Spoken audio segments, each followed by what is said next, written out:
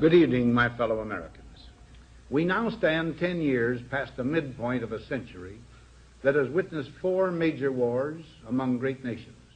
Now, this conjunction of an immense military establishment and a large arms industry is new in the American experience. The total influence, economic, political, even spiritual, is felt in every city, every state house, every office of the federal government.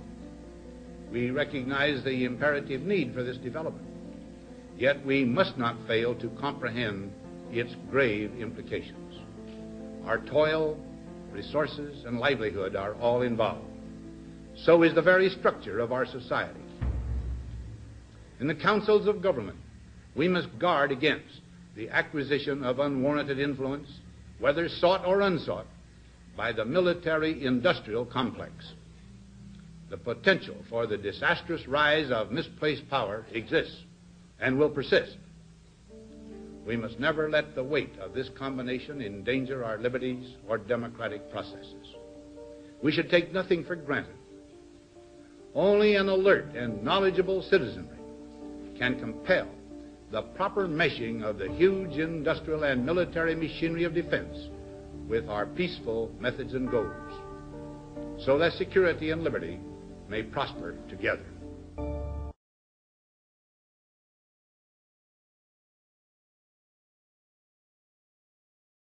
Ladies and gentlemen, the very word secrecy is repugnant in a free and open society, and we are, as a people, inherently and historically opposed to secret societies, to secret oaths, and to secret proceedings. For we are opposed around the world by a monolithic and ruthless conspiracy that relies primarily on covert means for expanding its sphere of influence, on infiltration instead of invasion, on subversion instead of elections, on intimidation instead of free choice. It is a system which has conscripted vast human and material resources into the building of a tightly knit, highly efficient machine that combines military, diplomatic, intelligence, economic, scientific, and political operations. Its preparations are concealed, not published. Its mistakes are buried, not headlined. Its dissenters are silenced, not praised. No expenditure is questioned, no secret is revealed. That is why the Athenian lawmaker Solon decreed it a crime for any citizen to shrink from controversy. I am asking your help in the tremendous task of informing and alerting the American people, confident that with your help, man will be what he was born to be, free and independent.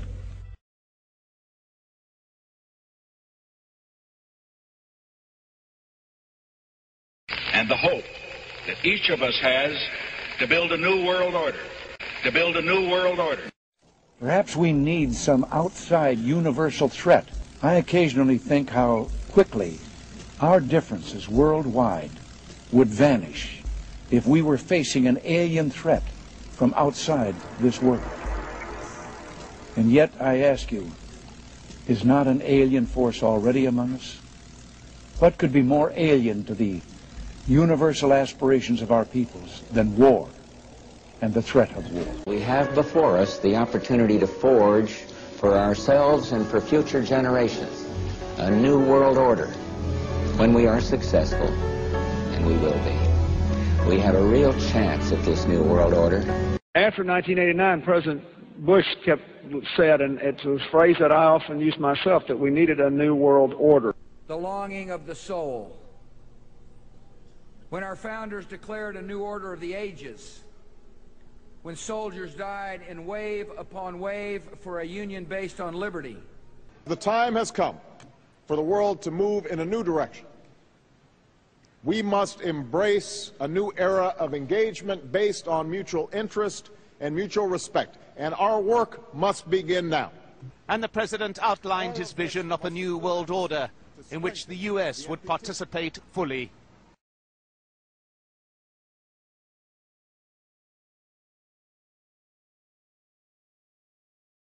The first plane crashed into the North Tower of the Trade Center at around 8:50 this morning. Witnesses said this first plane looked like a commercial jetliner. Shortly afterward, another plane hit the other tower, causing another massive explosion. That was apparently a smaller plane. Debris from the explosions rained down onto neighboring streets just as many people were heading to work.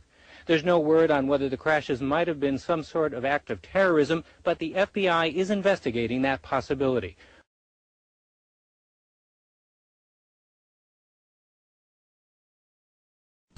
All of this was brought upon us in a single day, and night fell on a different world, a world where freedom itself is under attack. Americans have many questions tonight. Americans are asking, who attacked our country? The evidence we have gathered all points to a collection of loosely affiliated terrorist organizations known as Al-Qaeda. They are some of the murderers indicted for bombing American embassies in Tanzania and Kenya and responsible for bombing the USS Cole. This group and its leader, a person named Osama bin Laden, are linked to many other organizations in different countries. The majority of the American people trusted the president, and why shouldn't they? He had spent the better part of the last year giving them every reason why we should invade Iraq. Saddam Hussein has gone to elaborate lengths, spent enormous sums, taken great risks to build and keep weapons of mass destruction. Saddam Hussein is determined to get his hands on a nuclear bomb. Nuclear weapon. Nuclear weapon. Nuclear weapon. Active chemical munitions bunkers, mobile production facilities. We know he's got chemical weapons. He's got them. He's got them. He's got them. Assalamu alaikum. Wa alaikum assalam. I am here for only one reason, to see whether in a talk we can explore, or you can help me to see what the paths to peace may be. It is my only reason, because I remember the war. I lost a brother. I never want to see another war. And there are millions of people all over the world who do not want a war. And by agreeing to this interview, which is very historic for all of us, I hope you will be able to help me. Well, I hope you will be able to say something to the world that will be significant and positive. Welcome to Baghdad. Mr. President, may I ask you some questions? The first question is, does Iraq possess weapons of mass destruction? There is only one truth, and therefore I tell you, as I have said on many occasions before, that Iraq has no weapons of mass destruction whatsoever. We challenge anyone who claims that we have to bring forward any evidence and present it to public opinion. I have another question which has been raised. Do you have links with Al-Qaeda? If we had a relationship with Al-Qaeda and we believed in that relationship, we wouldn't be ashamed to admit it. Therefore, I would like to tell you directly, and also through you to anyone who is interested to know, that we have no relationship with Al-Qaeda. In relation to the inspectors, there appear to be difficulties with the inspectors. And I wondered whether there was anything you could tell me about those difficulties, and whether you believe they will be cleared up when Dr. Blix and Mr. Barreda come back to Baghdad. If the purpose was to make sure that Iraq is free of nuclear, chemical and biological weapons, then they can do that. These weapons do not come in small pills that you can hide in your pocket. These are weapons of mass destruction, and it is easy to work out if Iraq has them or not.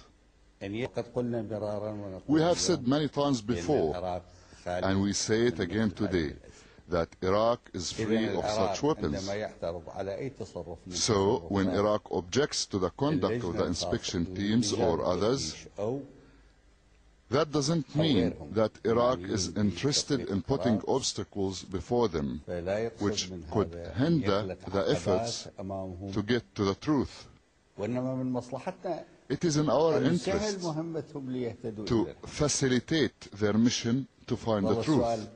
The question is, does the other side want to get to the same conclusion, or are they looking for a pretext for aggression?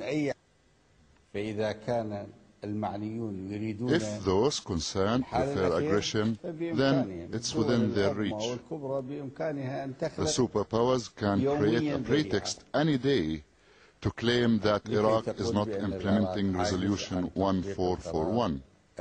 They have claimed before that Iraq did not implement the previous resolutions. However, after many years, it became clear that Iraq had complied with these resolutions. Otherwise, why are they focusing now on the latest resolutions and not the previous ones? May I broaden the question out, Mr. President, to the relations between Iraq and the United Nations and the prospects for peace more broadly? And I wonder whether, with all its weaknesses and all the difficulties, whether you see a way in which the United Nations can realize that objective for the benefit of humanity. The point you raised can be found in the United Nations Charter. As you know, Iraq is one of the founders and first signatories of the Charter. If we look at the representatives of the two superpowers, America and Britain, and look at their conduct and their language, we would notice that they are more motivated by war than their responsibility for peace. And when they talk about peace, all they do is accuse others they wish to destroy in the name of peace. They claim they are looking after the interests of their people.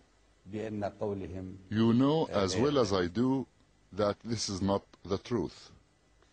Yes, the world would respect this principle if it was genuinely applied. It is not about power, but it is about right and wrong, about when we base our human relations on good and respect this principle. So it becomes simple to adhere to this principle, because anyone who violates it will be exposed to public opinion. There are many people who believe that this present conflict is really about oil. And I wonder if you could say something about how you see the enormous oil reserves of Iraq being developed first for the benefit of the people of Iraq, and secondly to meet the needs of mankind. When we speak about oil in this part of the world, we are an integral part of the world. We have to deal with others in all aspects of life, economic, as well as social, technical, scientific, and other areas. It seems that the authorities in the United States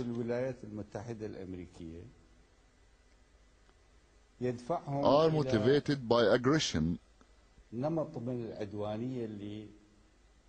that has been evident for more than a decade against the region. The first factor is the role of those influential people in the decision taken by the President of the United States of America based on sympathy with the Zionist entity that was created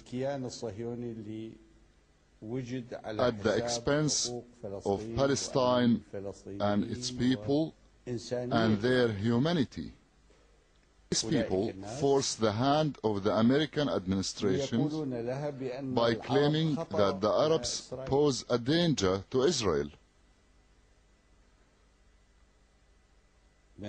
without remembering their obligation to God and how the Palestinian people were driven out of their homeland.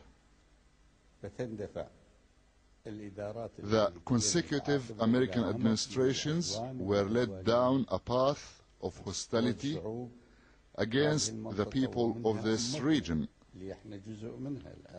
including our own nation, and we are part of the Arab nation. Those people and others have been telling the various United States administrations, especially the current one, that if you want to control the world, you need to control the oil. Therefore, the destruction of Iraq is a prerequisite to controlling oil. That means the destruction of the Iraqi national identity, since the Iraqis are committed to their principles and rights according to international law and the United Nations Charter.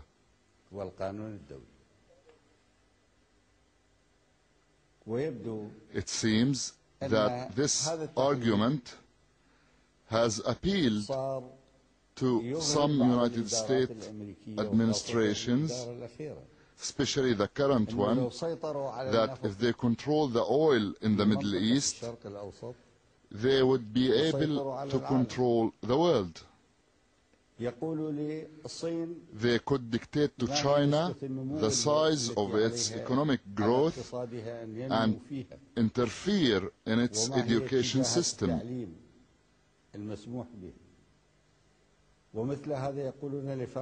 And could do the same to France and Germany,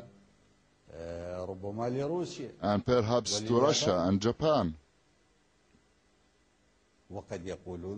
They might even tell the same to Britain if its oil doesn't satisfy its domestic consumption. It seems to me that this hostility is a trademark of the current United States administration and is based on its wish to control the world and spread its hegemony. People have the right to say that if this aggression by the American administration continues, it would lead to widespread enmity and resistance. We won't be able to develop the oil fields or the oil industry, and therefore create worldwide cooperation as members of the human family when there is war, destruction and death. Isn't it reasonable to question this approach and conclude that this road will not benefit anyone, including America or its people? It may serve some short-term interests or the interests of some influential powers in the United States, but we can't claim that it serves the interests of the American people in the long run or the interests of other nations. White House officials said tonight the president will give Saddam 48 hours, not 72, 48, to get out of Iraq or face a U.S.-led invasion. Iraqi officials say that won't happen. Saddam will not leave, they say. Earlier today, Britain and the U.S. gave up their bid to win new authorization for action against Iraq from the UN Security Council. They withdrew their new additional resolution rather than face defeat, clearing, it is their argument, the way for a military campaign without any new UN approval. This was over the strong protests of France and Germany. Secretary General Kofi Annan has now ordered UN weapons inspectors and other personnel out of Iraq. 250,000 American troops are poised to strike, most of them in northern Kuwait. As for the Iraqis, they are reportedly dispersing their best troops, hoping to ride out the first wave of air attacks, which could include as many as 600 cruise missiles. Events in Iraq have now reached the final days of decision. For more than a decade, the United States and other nations have pursued patient and honorable efforts to disarm the Iraqi regime without war.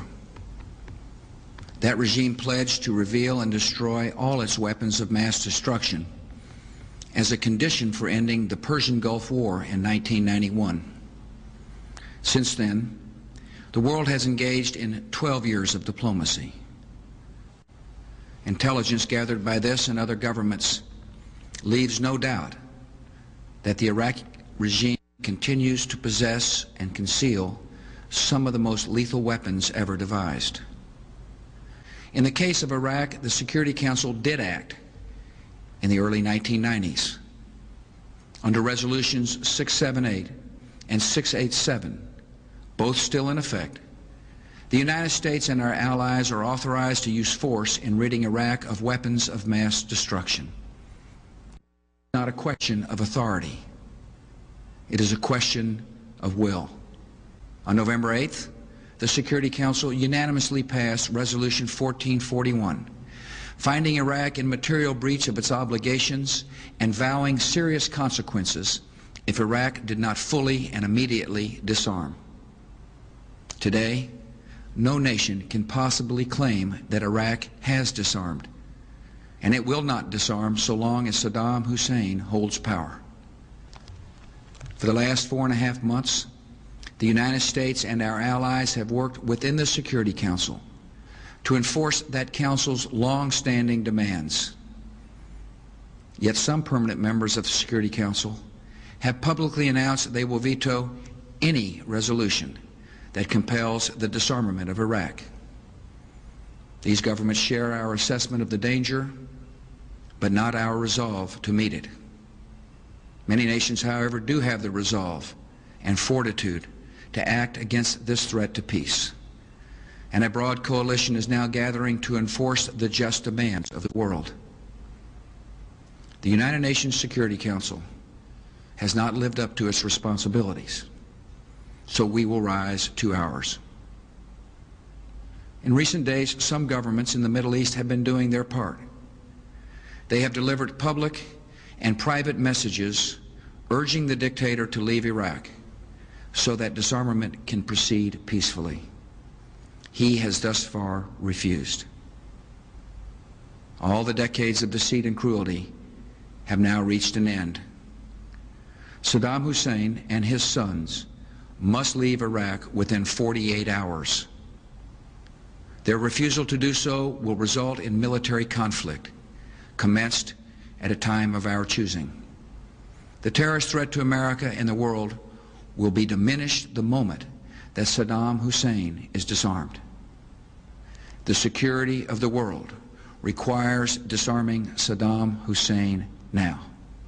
President Bush speaking live from the White House to the nation and the world, laying down a 48-hour, not 72 hours, 48-hour deadline for Saddam Hussein to leave Iraq and disarm or face a U.S. invasion. Secondly, the U.S. government has announced tonight that it's raising the national terror alert from yellow, that's where it's been for the last few days, indeed several weeks, up to orange. What is the most important thing you want the American people to understand at this important juncture of history?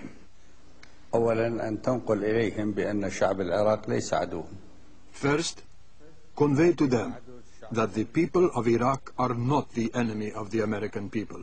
If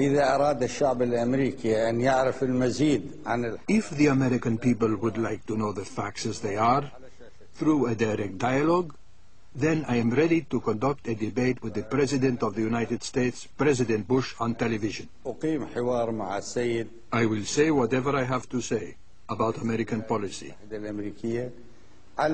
He will have the opportunity to say whatever he has to say about the policy of Iraq. And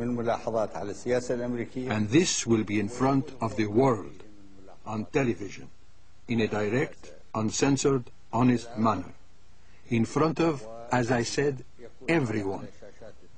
And then they will judge what is true and what is false. This is new. You are suggesting, you are saying that you are willing, you are urging a debate with President Bush on television? نعم هكذا. Yes, that is my proposal. الشعب الأمريكي مثل ما نعرف. On films, we see that the Americans are courageous. حتى إنه في When challenged to a duel, they will not back down, just as the Arabs would not. وهذه فرصة له إذا كان. This will be an opportunity for him to convince the world if he is committed to war. للحرب. If he is convinced of his own position, this will be an opportunity for him to convince the world that he is right in making such a decision. وفرصة لنا. It could also be an opportunity for us to tell the world our own side of the story and why we want to live in peace and security. وأعتقد من حق الشعب الأمريكي. I believe that it is the right of the American people, the Iraqi people, and the world that we show our evidence clearly so that they can see for themselves. فلماذا نحتجب عن الشعب لا نظهر أمامه؟ So, why should we hide from the people? Why shouldn't we show them both perspectives? We, as presidents, President of the United States and President of Iraq. هذا الذي أدعو إليه. This is what I am calling for. We will either make peace, and this is what we hope for, and spare our people harm, or whoever decides anything other than peace will have to convince his own people with the facts. This is the gist of my proposal, my idea. This is not a joke. No. No.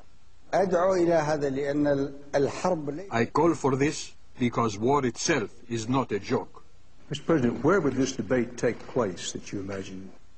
الرئيس الأمريكي في أمريكا. The American president in America. صدام حسين رئيس العراق في العراق. And Saddam Hussein, the president of Iraq in Iraq. الطريقة الفنية المعروفة من على عبر. And then the debate can be conducted through satellite. So a satellite television debate. نعم. Yes. وإذا كان السيد بوش. And if Mr. Bush has another proposal, then we are prepared to listen. What is important is the idea. Would you be prepared to come to the United Nations for this debate? الأساس هو The most important thing is that our debate be heard in a normal and accurate way. وصحيح. أنا لا أقصد أن ألقي خطاب. And by this, I do not mean that I go and I make a speech at the United Nations and then that Mr. Bush will make his speech at the United Nations. ليس هذا المقصود. That is not what I mean. وإنما نقعد مثل ما قعدنا. What I mean is that we sit as we are sitting, you and I, now. I will address questions to him and he will address questions to me. أنا أشرح موقف العراق. He will explain why he wants to go to war. هو يشرح لماذا. I will explain why we are insistent on peace and we want to maintain peace. شبث بالسلام وندافع. And we defend our honor and our sovereignty and our rights. وأن يسمعنا الشعبين الأمريكي. So that the American people, the Iraqi people, and the other peoples of the world will hear us. من غير تزويق ومن غير. Without tricks, without editing, without prepared speeches, people want to hear live and direct dialogue. Well, this surprises me, but I want to make sure I understand. أن تنقل في التلفزيون الأمريكي كاملة. The debate could be broadcast on American and Iraqi television in its entirety, and it should be broadcast live. والبث مباشر. A live international debate via satellite. نعم تمام. Yes, of course. How would this work? Who would moderate this debate? نعم السيد راذر. You, Mr. Rather. With respect, Mr. President, I have plenty of other problems. I got enough problems already, but As soon as the White House heard of Saddam Hussein's proposal for a debate, it was immediately rejected. A spokesman called it not serious. During our 4 minutes. All right. All right. What's time? 3 minutes. 30 seconds. 15 seconds.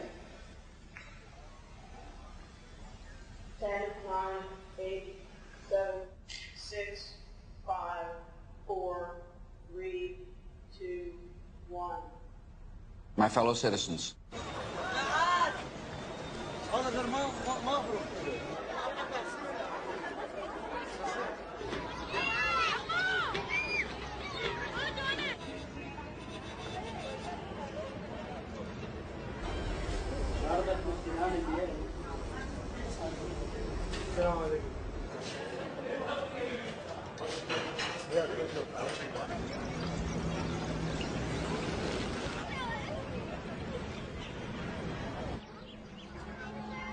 at this hour, American and coalition forces are in the early stages of military operations to disarm Iraq, to free its people, and to defend the world from grave danger. On my orders, coalition forces have begun striking selected targets of military importance to undermine Saddam Hussein's ability to wage war.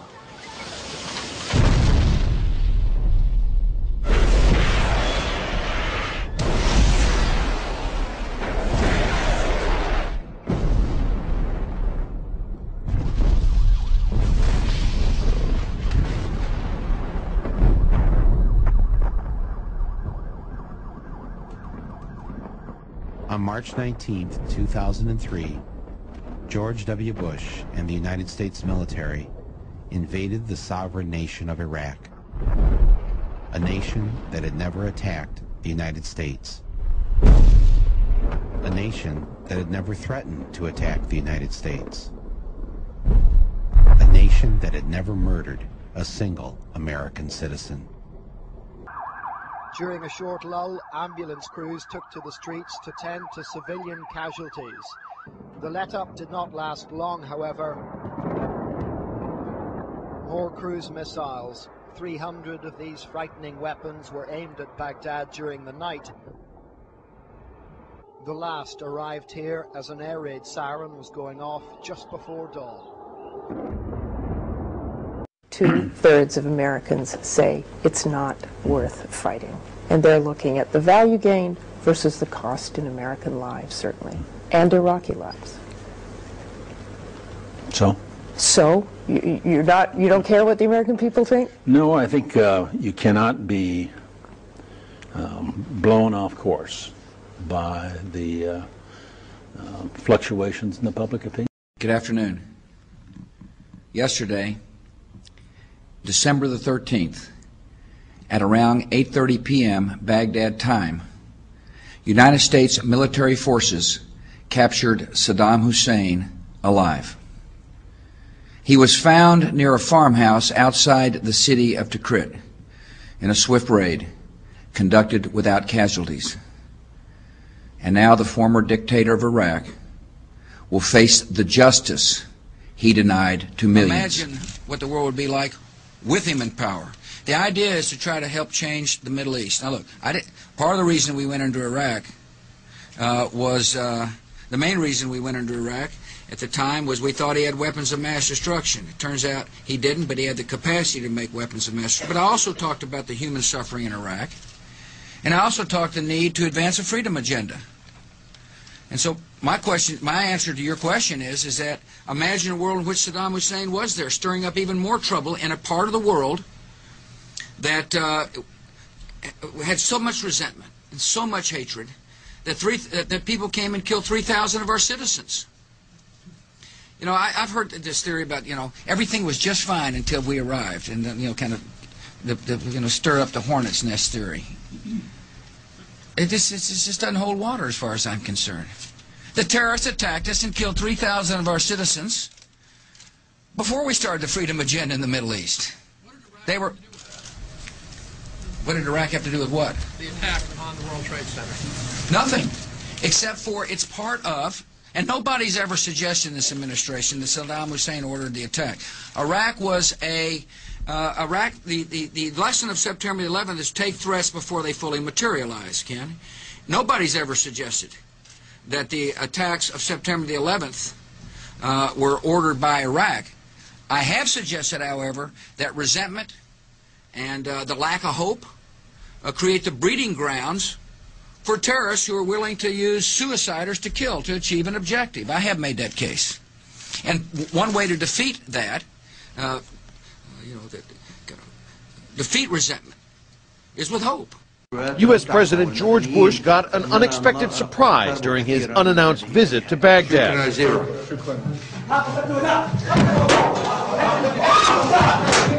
An Iraqi journalist threw his shoes at Bush, shouting, "Here is your goodbye kiss, dog." The shoes missed, and the man was wrestled to the floor and hustled away. The incident took place during a press conference with Iraqi Prime Minister Nouri al-Maliki. Throwing shoes is a deep insult and traditional sign of disrespect and contempt in Arab culture. After the first Gulf War, Saddam Hussein had a mosaic of President George H.W. Bush placed on the ground outside Iraq's Al-Rashid Hotel, forcing patrons to step on his face to get inside. Bush shrugged off Sunday's incident. I didn't feel the least bit threatened by it. These journalists here were very apologetic. They were, said this doesn't represent the Iraqi people, but that's what happens in free societies. But with the conclusion of these agreements and the courage of the Iraqi people and the Iraqi troops and American troops and civilian personnel, it is decisively on its way to being won. But over 140,000 U.S. troops remain in Iraq, more than 5 years after the invasion.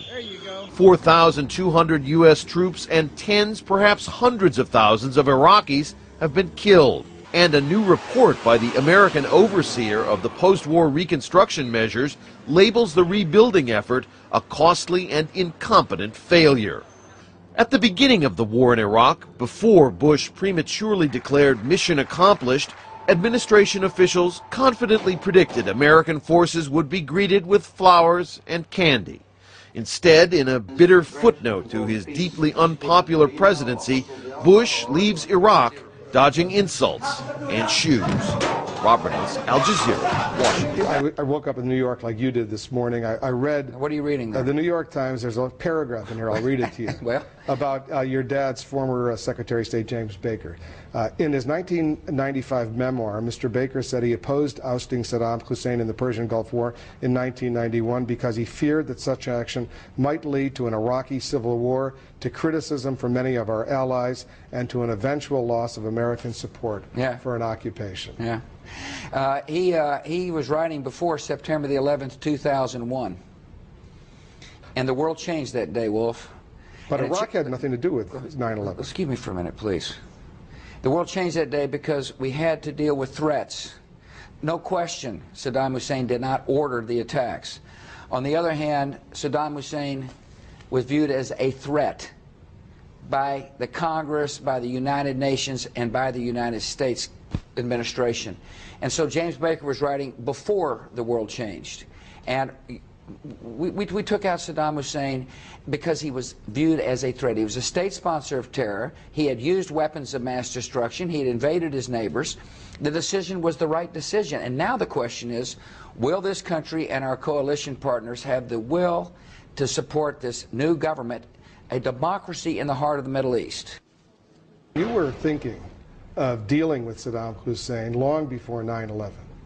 Well, I wasn't in office long before 9/11. Well, let me remind I wasn't in office that much longer. I'm going to remind you of an interview you and I did. It was 9/11, 2001, and I swore in January of 2001. When you were a candidate for president, you were still the governor of Texas. You and I sat down in Iowa just before the Iowa caucus, and we had this exchange.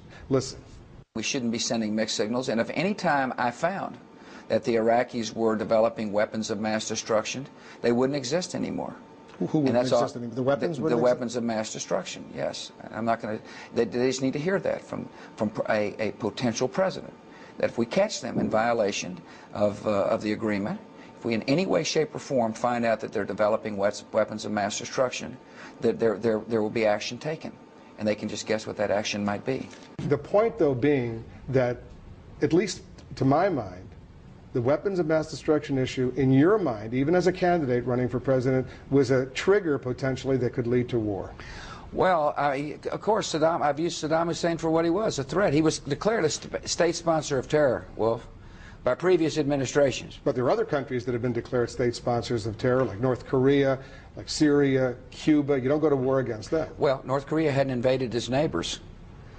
North Korea is, hadn't made declarations of intent. North Korea is relatively isolated compared to Iraq. Every threat must be taken seriously, and every threat must be dealt with in different fashion. I strongly stand by my decision to remove Saddam Hussein. Are we ever going to find bin Laden? Yeah, of course. Absolutely. And you're confident based on? Because we got a lot of people looking for him, a lot of assets out there, and you can't run forever. Just like the people who allegedly were involved in the East African bombings. A couple of them were brought to justice recently. Did we ever come close? I don't know. I can't answer that. You don't know, or you? I really don't know. No, I'm not trying to hide anything. Crowds marched in the streets around Ground Zero to celebrate the killing of Osama bin Laden.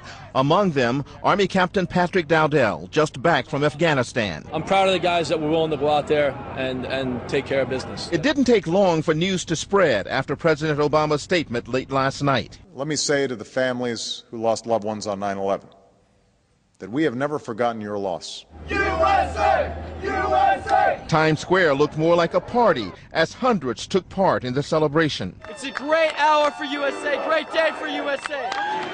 In Philadelphia, instead of the game, baseball fans were glued to their phones, while some broke out in chants of USA, USA. New York City Mayor Michael Bloomberg called the killing of bin Laden a critically important victory, and nowhere was that victory felt more than here at Ground Zero, where nearly 3,000 people were killed in the attacks.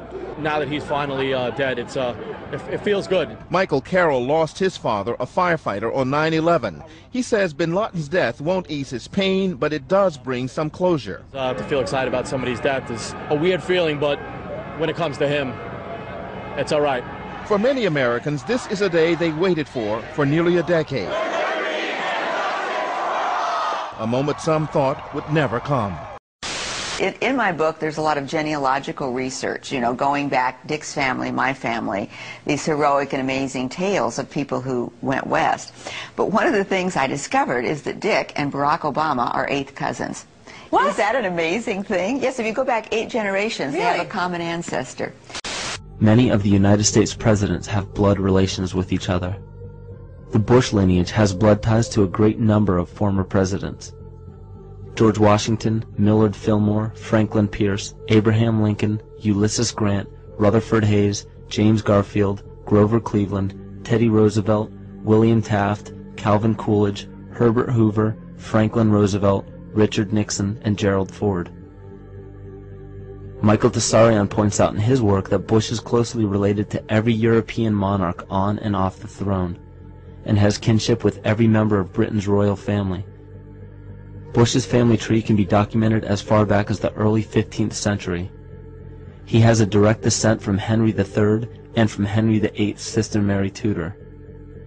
He is also descended from Charles II of England.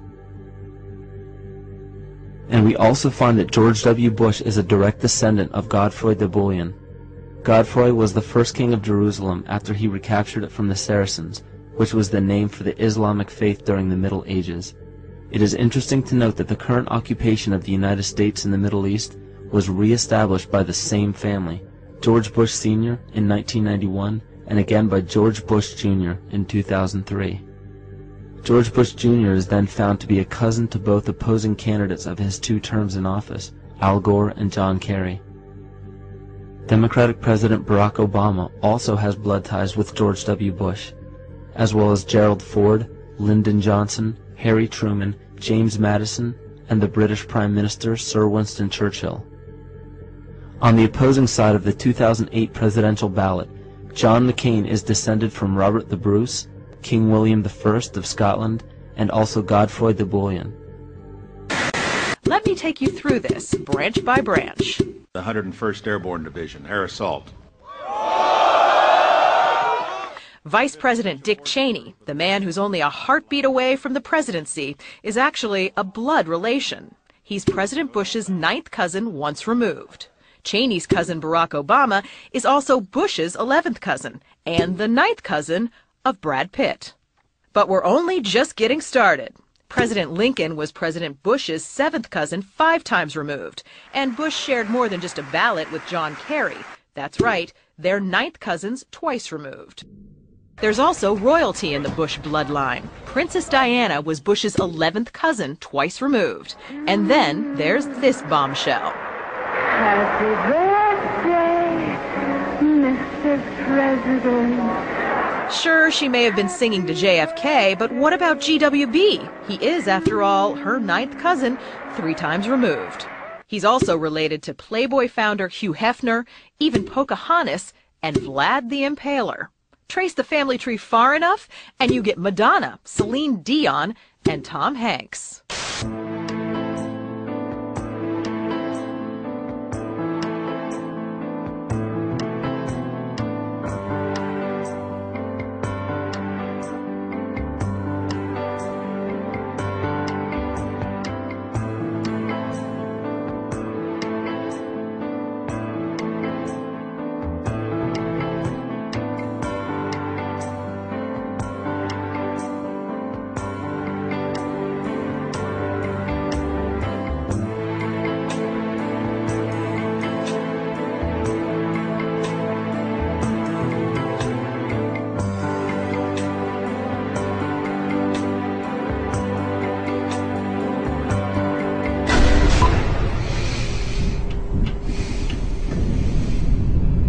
The time for our leadership is now. It was the United States and the United Kingdom and our democratic allies that shaped a world in which new nations could emerge and individuals could thrive. And even as more nations take on the responsibilities of global leadership, our alliance will remain indispensable to the goal of a century that is more peaceful, more prosperous, and more just. The nature of our leadership will need to change with the times.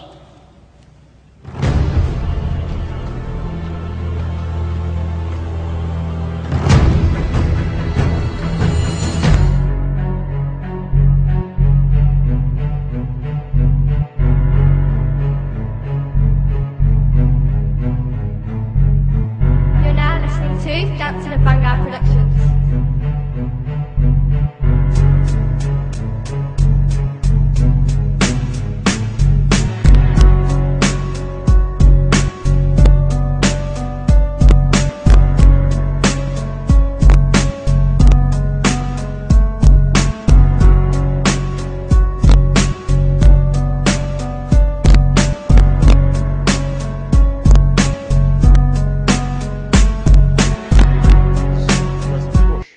Shortly after 9/11, that our war is not against Islam. Bin Laden was not a Muslim leader. He was a mass murderer of Muslims. Indeed, al-Qaeda has slaughtered scores of Muslims in many countries, including our own. So his demise should be welcomed by all who believe in peace and human dignity. I receive this honor with deep gratitude and great humility. It's an award that speaks to our highest aspirations, that for all the cruelty and hardship of our world, we are not mere prisoners of fate. And yet I would be remiss if I did not acknowledge the considerable controversy that your generous decision has generated.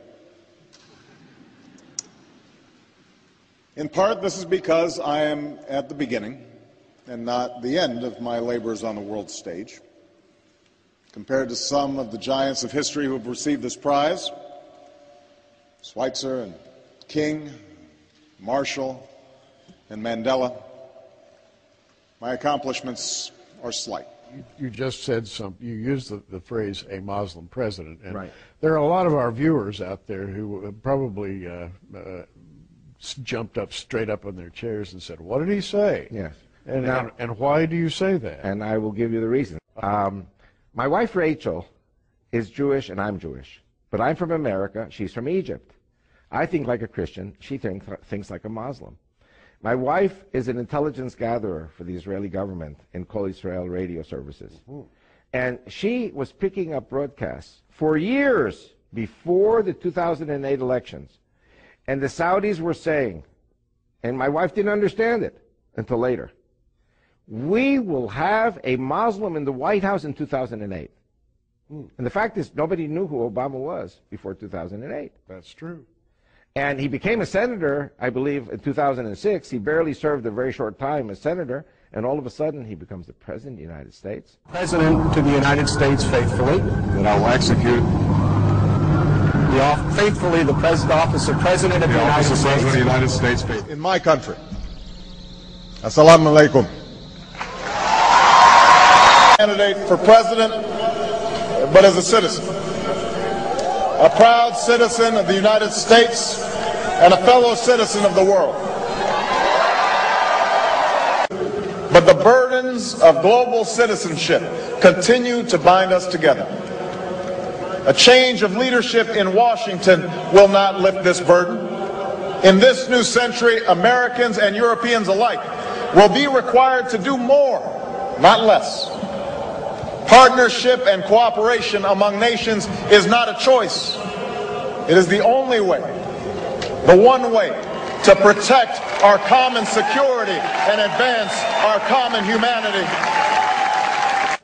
The walls between races and tribes, natives and immigrants, Christians and Muslims and Jews cannot stand. These now are the walls we must tear down.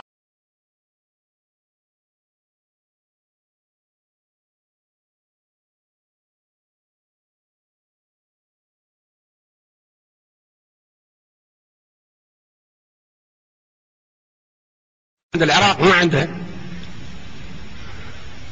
وحتى لو عند العراق سعيد مارشال او باكستان عندها قنبله ذريه، والهند عندها قنبله ذريه، والصين وروسيا وبريطانيا وفرنسا وامريكا ما كلها عندها قنابل ذريه، كلها بيدمروها كويس. فندمر كل الدول اللي عندها سعيد مارشال.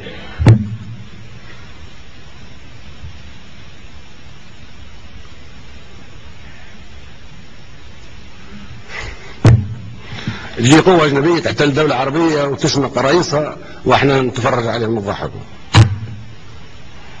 أبو عمار قعد في الأسر كم عام وإحنا نتفرج عليه ونعقدوا قمة بدون أبو عمار. ليش ما قلنا القمة ما تنعقدش لغاية ما يطلع أبو عمار من الأسر؟ وأخيرا سمموه وقتلوه. ليش ما نحق نمشي لمجلس الأمن نحق المقتل أبو عمار؟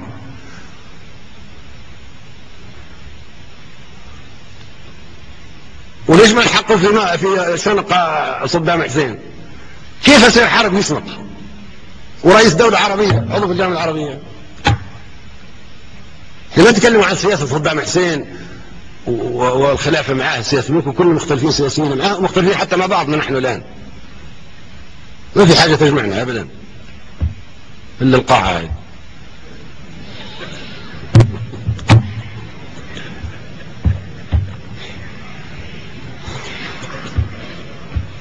ليش ما يكون فيها تحقيق في مقتل صدام حسين؟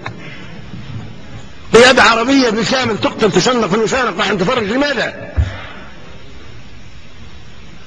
وممكن الدور جاي عليكم كلكم. اي نعم.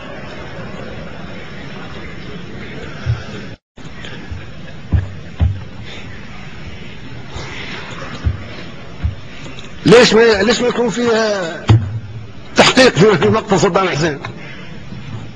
قيادة عربية بالكامل تقتل تشنق في المشانق راح نتفرج لماذا؟ وممكن الدور جاي عليكم كلكم. اي نعم. ليش امريكا قاتلت مع صدام حسين ضد الخميني؟ كان صديقها. تشيني كان صديق لصدام حسين. رامي السندي كان وزير الدفاع الامريكي لما كانوا يدمروا في العراق، صديق حميم لصدام حسين، واخيرا باعوه وشنقوه. حتى انتم اصدقاء امريكا، نحن اصدقاء امريكا، بلاش نقول انتم، نحن اصدقاء امريكا كلنا قد توافق امريكا على شنقنا في يوم ما.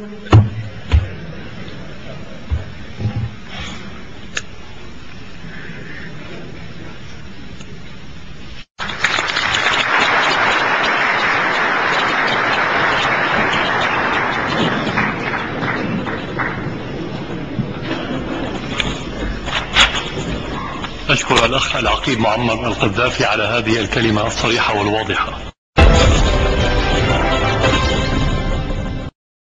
حمد أهنيك بتوليك رئاسة القمة، وبهذه المناسبة أقول لأخي عبد الله يعني 6 سنوات وأنت هارب وخايف من المواجهة، ما تخاف، بس نقول لك بعد 6 سنوات ثبت أنك أنت اللي الكذب وراك والقبر قدامك، وأنت هو اللي صنعتك بريطانيا وحاميتك أمريكا. يا أخ معمر فيه رؤساء يتكلمون حمد، ومن احترام للأمة، واعتبر المشكل الشخصي الذي بيني وبينك قد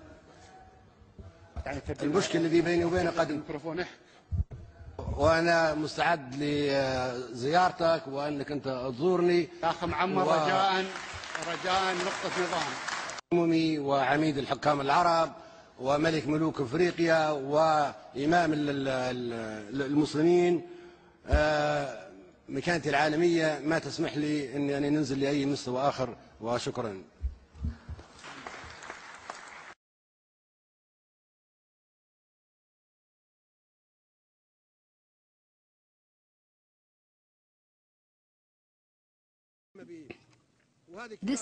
This conflict poisons the world. This white book actually has the solution, and I give it to you. It's Isra'tin. Isra'tin is the solution. Arabs have no hostility nor animosity towards Israel.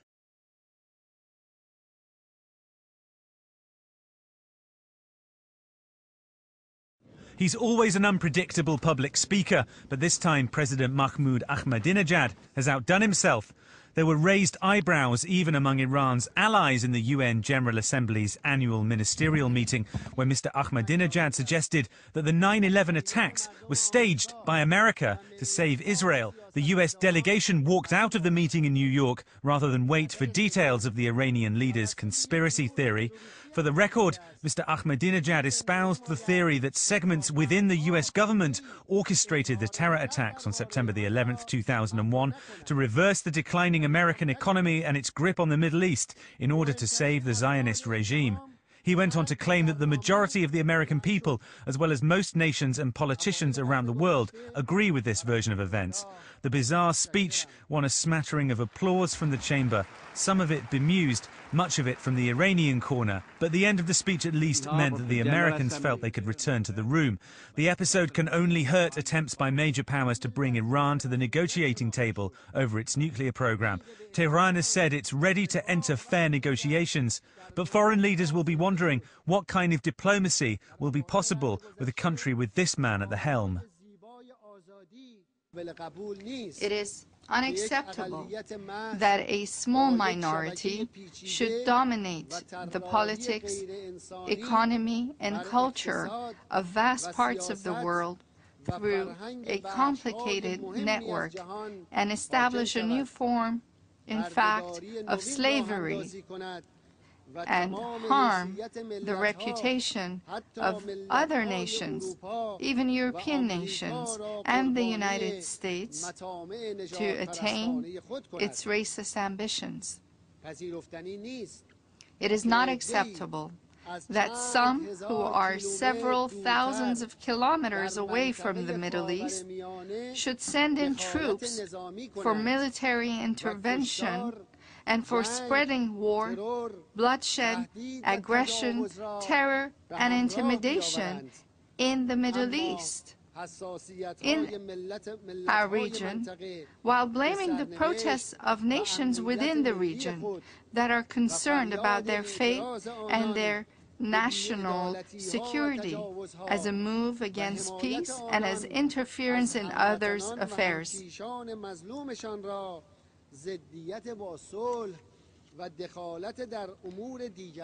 Such perspectives are baffling. As a photo call of the leaders last night, President Obama shook hands with Libya's Colonel Gaddafi. There's been hostility between the two countries for years over Libya's support for terrorist groups. Libya's Muammar Gaddafi claimed power in a bloodless military coup in September of 1969. Colorful and controversial, Gaddafi has been an advocate of Arab nationalism and a supporter of various self-proclaimed liberation movements. By the mid-1980s, Gaddafi was treated as a pariah by many in the West, accused of bankrolling terrorist activities around the globe. U.S.-Libyan tensions reached a boiling point during the Reagan administration, with the American president denouncing Libya as a rogue state. Mr. Gaddafi must know that we will hold him fully accountable for any such actions. In April of 1986, after accusing Libya of direct involvement in the bombing of a West Berlin nightclub in which 2 U.S. servicemen were killed, President Reagan ordered airstrikes against Tripoli. When our citizens are abused or attacked anywhere in the world on the direct orders of a hostile regime, we will respond so long as I'm in this Oval Office. Then in December 1988, Pan Am Flight 103 was destroyed by a bomb over Lockerbie, Scotland. 270 people were killed, 190 of them Americans. After much investigation, 2 Libyan men were indicted for the bombing in 1991. For years, Gaddafi refused to extradite these suspects, prompting international economic sanctions and diplomatic isolation. In 1999, following long and complicated negotiations, Gaddafi agreed to hand over the 2 accused Libyans to the Netherlands to stand trial under Scottish law. After a lengthy trial, 1 defendant was acquitted. The other, Abdel Basset al-Megrahi, was found guilty of murder and sentenced to life in prison. In the following years, Libya offered monetary compensation to the families of the Lockerbie bombing victims and formally accepted responsibility for the destruction of Pan Am 103. In 2006, Washington restored full diplomatic ties with Tripoli, and Secretary of State Condoleezza Rice visited Libya in 2008. This year, convicted Lockerbie bomber Basset al-Megrahi, suffering from prostate cancer, was released from prison in Scotland on compassionate grounds. The United States called it a mistake. The hero's welcome al-Megrahi received triggered anger and outrage in the West. Earlier this month, Libya celebrated Gaddafi's 4 decades in power. He is now the 3rd longest serving of all current heads of state. Good evening. I'm Larry King, and we're at the Libyan mission, right next to the UN building in New York, where last week all of the nations of the world combined for the opening of the UN. Our special guest tonight is brother leader Muammar Gaddafi, the leader of the nation of Libya. Well, you used to be called Colonel. What changed from Colonel to brother leader? يعني هي العقيدة رتبة عسكرية، لكن أنا قائد الثورة يعني، ومش حتى قائد ليبيا مثل ما حضرتك ذكرت، يعني قائد الثورة. Colonel is the military rank. I am actually a leader of the revolution. It's not like what you said that I'm a leader of Libya. I'm a leader of a revolution. What change? This your first visit to this country? Yes, it is. What are your first impressions? BBC? Nice to see you, Jeremy Bowen from the BBC. Hi, Marie Calvin. We've met before. Nice to see you. This is a very nice spot here. This restaurant is excellent. And you're in Tripoli. Yeah. Yes. Mr. Gaddafi, thanks very much for seeing us. It's nearly 7 o'clock in the evening here in Tripoli, and you're in your capital city, but there are large areas of this country which you don't control anymore. There are even people in towns quite near here who are part of this rising, this rebellion. What are you going to do about all of that?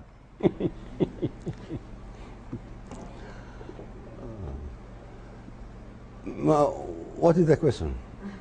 The question is that there's a rebellion going on in this country. What can you, as leader of this country, do about it? يعني ممكن أول مرة نقابل الصحافة هذه لي. الحقيقة التقدير لهذه Maybe this is the first time I meet journalists these days. As a mark of respect for the establishment you represent, and because I was informed that you're here to tell the truth and rely facts to the whole world, I've decided to meet the press. Although I had so many requests for interviews, I prefer to address the masses. I don't like to appear on television or give interviews.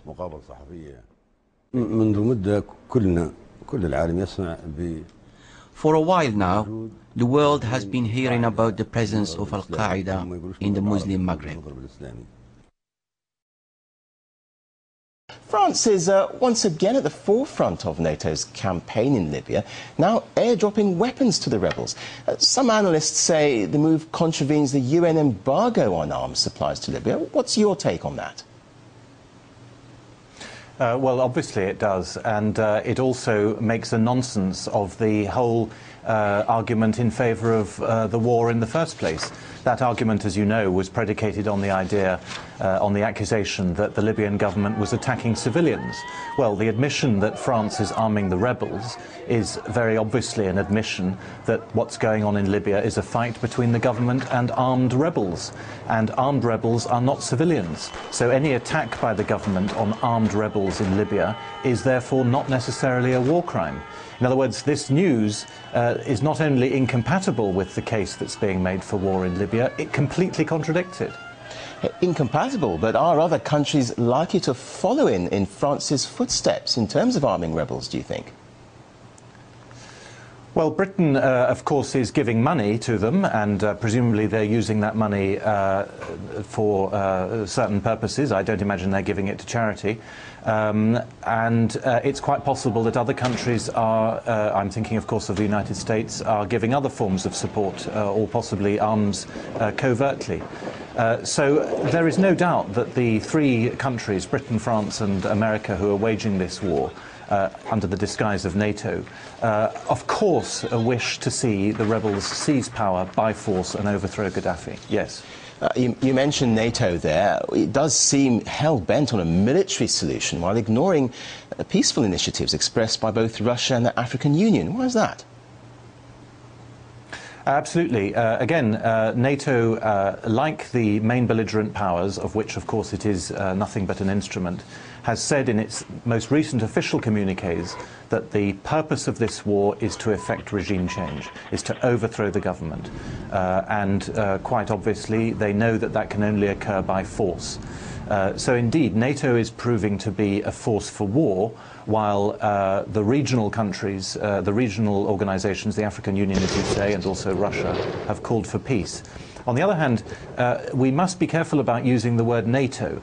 This war is being fought by Britain, France and America. They use NATO as their fig leaf.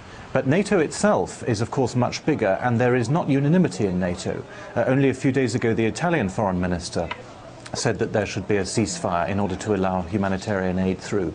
So I think that this latest news from France will possibly increase tensions within the coalition, although I repeat that the war is being waged by three countries using NATO as a disguise.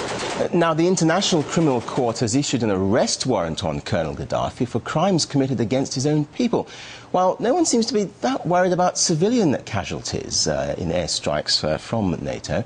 What's going on there, then? Is that fair? Well, the International Criminal Court has once again, and like the existing ad hoc tribunals, showed itself to be a blatantly political organisation. The prosecutor only yesterday received a delegation from the Libyan rebels, and just as he has shown no interest whatever in the wars in Iraq or Afghanistan, so, as you suggest in your question, he is showing no interest whatever either in the civilian deaths which have been caused and admitted by NATO itself. So his indictment and the confirmation of it by the judges is one more proof that this organisation is nothing but a judicial wing of NATO. It's a political court that issues indictments according to political imperatives. And of course, by doing so, it brings the whole notion of international justice into very obvious disrepute. If you use courts for political purposes, just as if you use the United Nations for political purposes, as NATO is also doing, then you bring the notion, the very founding notions of those organisations into disrepute. And I don't think anybody outside London, Paris and Washington give the slightest bit of credence now to anything that comes out of The Hague. OK, John Loughlin from the Institute of Democracy and Cooperation in Paris. We'll have to leave it there for now. Thank you.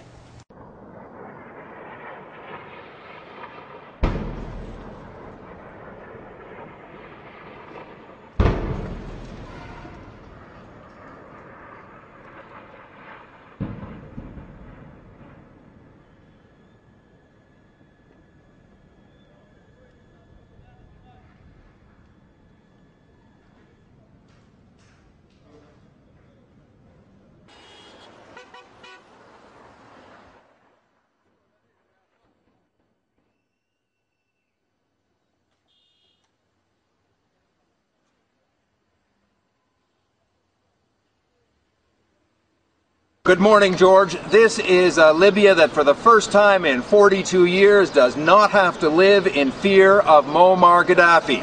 He is gone for good, and few, if any, are mourning his passing.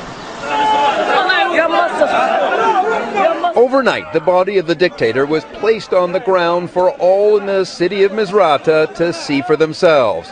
It's expected that he will be buried today in accordance with Muslim tradition, but that funeral may be delayed. And we're now seeing new images of those final moments before his death. In this video just released, there he is, crowds surrounding him. The last bloody moments of his life show him wounded and begging for mercy. He struggles, stumbles, and shouts as he fights against the enraged rebels. Haram Aleiko, he says over and over, an Arabic expression that literally means, this is a sin for you. According to ABC's translators, it's generally used as a plea of vulnerability. Muammar Gaddafi, who showed no mercy in his own life, begs for mercy as his is coming to an end. It had begun hours earlier, around 8 a.m. Thursday in Sirte, Gaddafi's hometown, when rebels started what they hoped would be the last offensive against the last Gaddafi holdouts. Then an American drone operated from Las Vegas alerts NATO. It spots a convoy of 80 cars fleeing south from Sirte. French fighter jets respond with an airstrike, taking out 2 of the vehicles. It's still unclear if they hit Gaddafi's car, but when rebels pour in, they tell the BBC's Gabriel Gatehouse he was hiding in this drainage pipe. They say they discovered him here just before 12 o'clock this afternoon. They pulled him out of the hole. And one fighter told me that Muammar Gaddafi said to him, "What did I do to you?" We kitchen there, and we shot him. The fatal shot reportedly fired by this man, proudly brandishing Gaddafi's gold gun. Rebels reportedly propped Gaddafi on the hood of a car for minutes, apparently parading their prize through the streets. "We want him alive, we want him alive," one man was heard saying before Gaddafi was dragged off the hood towards an ambulance. But Gaddafi died in the ambulance.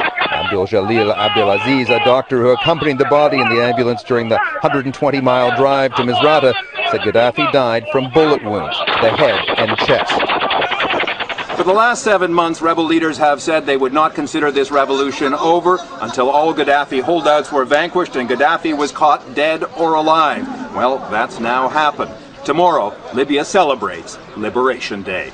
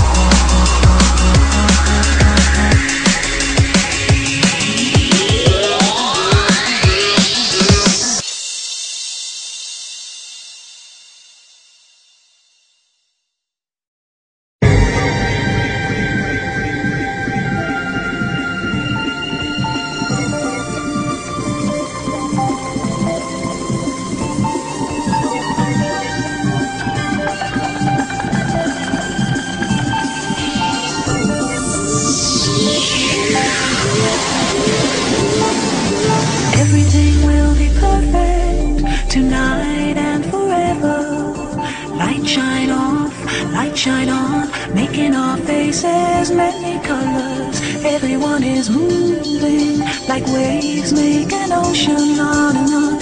Everybody's singing, yes, this is happiness happening.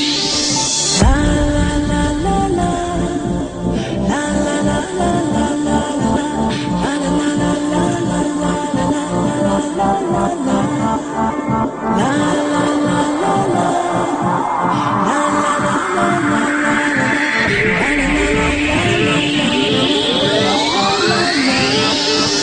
Everything will be perfect tonight and forever. Light shine on, making our faces many colors. Everyone is moving like waves make an ocean, on and on. Everybody's singing, yes, this is happiness happening.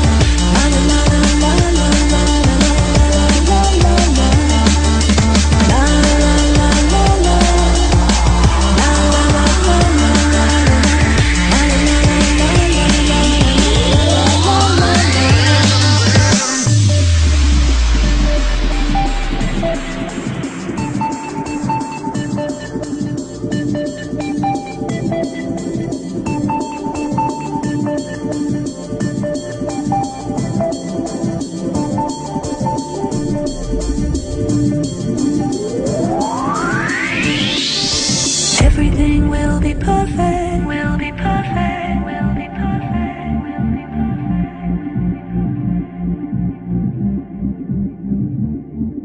Everything will be perfect, will be perfect, will be perfect, will be perfect. Everything will be perfect tonight and forever. Light shine off, light shine on, making our faces many colors. Everyone is moving like waves make an ocean, on and on. Everybody's singing, yes, this is happiness happening. La la la la la, la la la la la la. Today, the government of Libya announced the death of Muammar Gaddafi.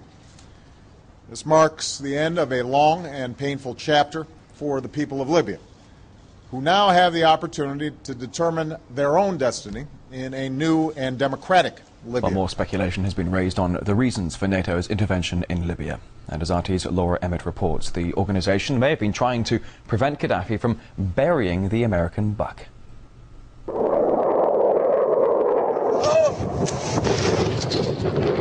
According to some, it's about protecting civilians. We must not tolerate this regime using military force against its own people. Others say it's about oil. The only reason they're interested with Libya is about the oil. You'd think we'd be in Iraq if the major export there was broccoli. But some are convinced intervention in Libya is all about currency, specifically Gaddafi's plan to introduce the gold dinar, a single African currency made from gold, a true sharing of the wealth. It's one of these things that you have to plan almost in secret, because as soon as you say you're going to change over from the dollar to something else, you're going to be targeted. There were two conferences on this. One in 96 and another one in the year 2000, called the World Mataba Conference, organised by Gaddafi. And everybody was interested, and I think most countries in Africa were keen. Gaddafi didn't give up. In the months leading up to the military intervention, he called on African and Muslim nations to join together to create this new currency that would rival the dollar and euro. They would sell oil and other resources around the world only for gold dinars. It's an idea that would shift the economic balance of the world. Countries' wealth would depend on how much gold they have, not how many dollars they trade. And Libya has 144 tons of gold. The UK has double that, but 10 times the population. If Gaddafi had an intent to try to reprice his oil or whatever else the country was selling in the global markets and accept something else as a currency, or maybe launch a gold dinar currency, any move such as that would certainly not be welcomed by the power elite today who are responsible for controlling the world's central banks. So yes, that would certainly be something that would cause his immediate dismissal and the need for other reasons to be brought forth for removing him from power. It's happened before. In 2000, Saddam Hussein announced Iraqi oil would be traded in euros, not dollars. Sanctions and an invasion followed. Some say because the Americans were desperate to prevent OPEC from transferring oil trading in all its member countries to the euro. The UK's gold is kept here in a secure vault somewhere in the depths of the Bank of England. As in most developed countries, there's not enough to go around. But that's not the case in places like Libya and many of the Gulf states.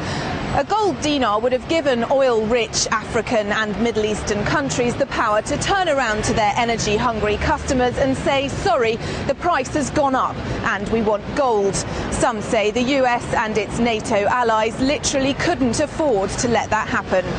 Who gave coalition forces in Libya the right to eliminate Gaddafi? Well, that's the question Vladimir Putin's been asking during an official visit to Denmark. The Russian premier also said NATO's effectively joined one of the warring sides in the conflict, and more responsible action should be taken instead. The coalition said destroying Gaddafi was not their goal. Then why bomb his palaces? Now some officials have claimed that eliminating him was in fact their goal. Who gave them that right? Did he have a fair trial? Returning to the no-fly zone, the bombings are destroying the country's entire infrastructure. When the so-called civilized world uses all its military power against a small country destroying what's been created by generations, I don't know if that's good. Mr. Putin said that they have to give the Libyan people time to sort out their own problems, and there's really double standards here, he added. There are several other parts of the region in the Middle East and North Africa which is facing pretty much civil war situations, but which the West is either ignoring or not really paying the same amount of attention to. Vladimir Putin said that Russia wanted to improve their relationship with America and work together with the US. However, it was the United States side which really didn't want to take their relationship any further, that they didn't want to deal with sovereign nations like Russia, that they had their own type of partner they wanted to work with. You know, they made up their mind on Afghanistan, but did they discuss the mission with their allies in advance? Hell no. They carried out their strike and only then started pulling in other forces, saying whoever's not with us is against us. We'd like to be allies with the United States, but what I see now is not partnership. Sometimes I think America doesn't need allies, it needs servants. Your friend, US Senator John McCain, has said on Twitter that you could follow the fate of Muammar Gaddafi. Do you think it's an idle threat or a real plan by the West? Well, calling him a friend is probably an exaggeration. Although I have met Mr. McCain. I think it was at that memorable Munich Security Conference 4 years ago. Yes, I've seen that statement. What can I say? First, his words weren't meant for me, but for all of Russia. Some countries would want Russia to step aside, to get out of the way, and stop interfering in the ruling of the world. They're still afraid of our nuclear potential. That's why Russia is always in the spotlight. That's why it's a pain in the neck for many. We have an independent foreign policy, and I hope it stays this way in the future. Of course, that's not very convenient for some people. Second, the West is not monolithic, and we do have more friends than enemies. Third, Mr. McCain is known to have fought in Vietnam. I believe he has enough civilian blood on his hands. Is it that he can't live without such horrible, disgusting sights as the butchering of Gaddafi? The whole world saw him being killed, all bloodied. Is that democracy? And who did it? Drones, including American ones, delivered a strike on his motorcade. Then commandos, who were not supposed to be there, brought in so-called opposition and militants, and killed him without trial. I'm not saying that Gaddafi didn't have to quit, but that should have been left up to the people of Libya to decide, through the democratic process. It's a long and difficult way, but it's the only way to do it right. Mr. McCain was taken prisoner in Vietnam, and was put not just in jail, but in a pit. He sat there for several years. Anyone would go nuts after that.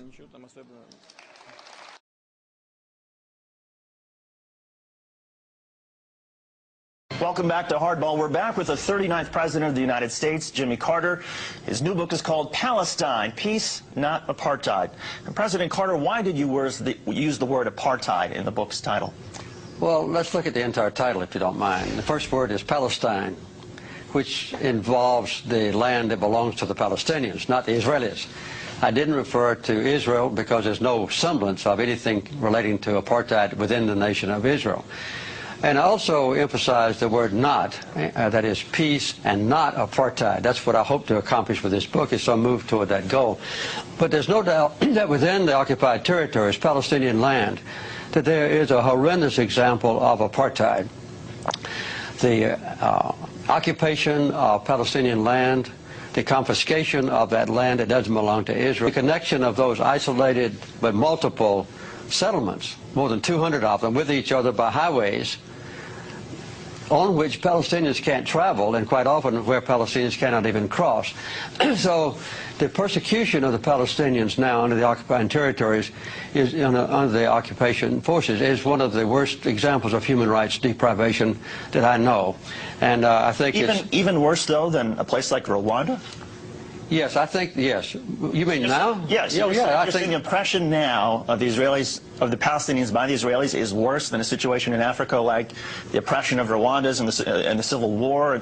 I'm not going back into ancient history about Rwanda, but right now, the persecution of the Palestinians is one of the worst examples of human rights abuse I know, because the Palestinians... When you're talking about right now, you're not talking about, say, I'm not talking about ancient 2 years history, ago. no. Well, Rwanda wasn't ancient history, it was just a few years ago. You can talk about Rwanda if you want to. I want to talk about Palestine. What is being done to the Palestinians now is horrendous in their own territory by the occupying powers, which is Israel. They've taken away all the basic human rights of the Palestinians, as was done in South Africa against the blacks. And I make it very plain in this book that the apartheid is not based on racism, as it was in South Africa, but it's based on the desire of a minority of Israelis to acquire land that belongs to the Palestinians and to retain that land, and then to exclude the Palestinians from their own property and subjugate them so that they can't arouse and demonstrate their disapproval of being robbed of their own property. That's what's happening in the West Bank. And the people in this country, in America, never know about this. They never discuss this. There's no debate about it. There's no criticism of Israel in this country. And calling Iran a threat to the security of the region and the world, U.S. President George Bush pledged America would stand with Arab Gulf states. Iran is today the world's leading state sponsor of terror. It seeks to intimidate its neighbors with ballistic missiles and bellicose rhetoric. Bush's shot across Iran's bows was delivered in Abu Dhabi, virtually on Iran's doorstep. It comes amid rising tension between the U.S. and Iran. For most Americans, the story begins in 1979 with the Iranian Revolution and the hostage crisis. A group of revolutionary university students took over the American embassy in Tehran and held 52 diplomats hostage for 444 days. To help burn this into the American narrative, the news show Nightline was created with a nightly tally of the number of days since the crisis started. But to really understand, we have to go back to 1953, which is where the story begins for most Iranians. This was the year that the U.S. overthrew Iran's democracy and installed the Shah, a pro-U.S. dictator. In 1951, Dr. Mohammad Mosaddegh was the first elected official who was appointed as Prime Minister of Iran by popular demand.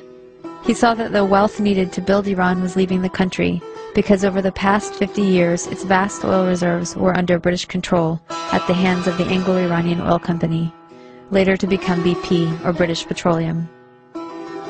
So Mossadegh became hugely popular for nationalizing the oil industry and taking back the oil. Hugely popular at home, but quite unpopular with the British government. Britain took Iran to the World Court over the matter and lost. They tried to hit Iran's economy by blockading the Gulf and halting trade. They tried to convince the U.S. to assist with regime change, but then President Truman was not interested. However, when U.S. President Eisenhower took office in 1953, Britain was able to persuade him under the Cold War pretext that Mossadegh relied on Iran's Communist Party for power. The newly formed CIA was sent to engineer a coup, codenamed Operation Ajax. Iran's monarch, the Shah, returned to power. He had previously been weakened by the new parliament, a short democratic experiment designed to limit his powers.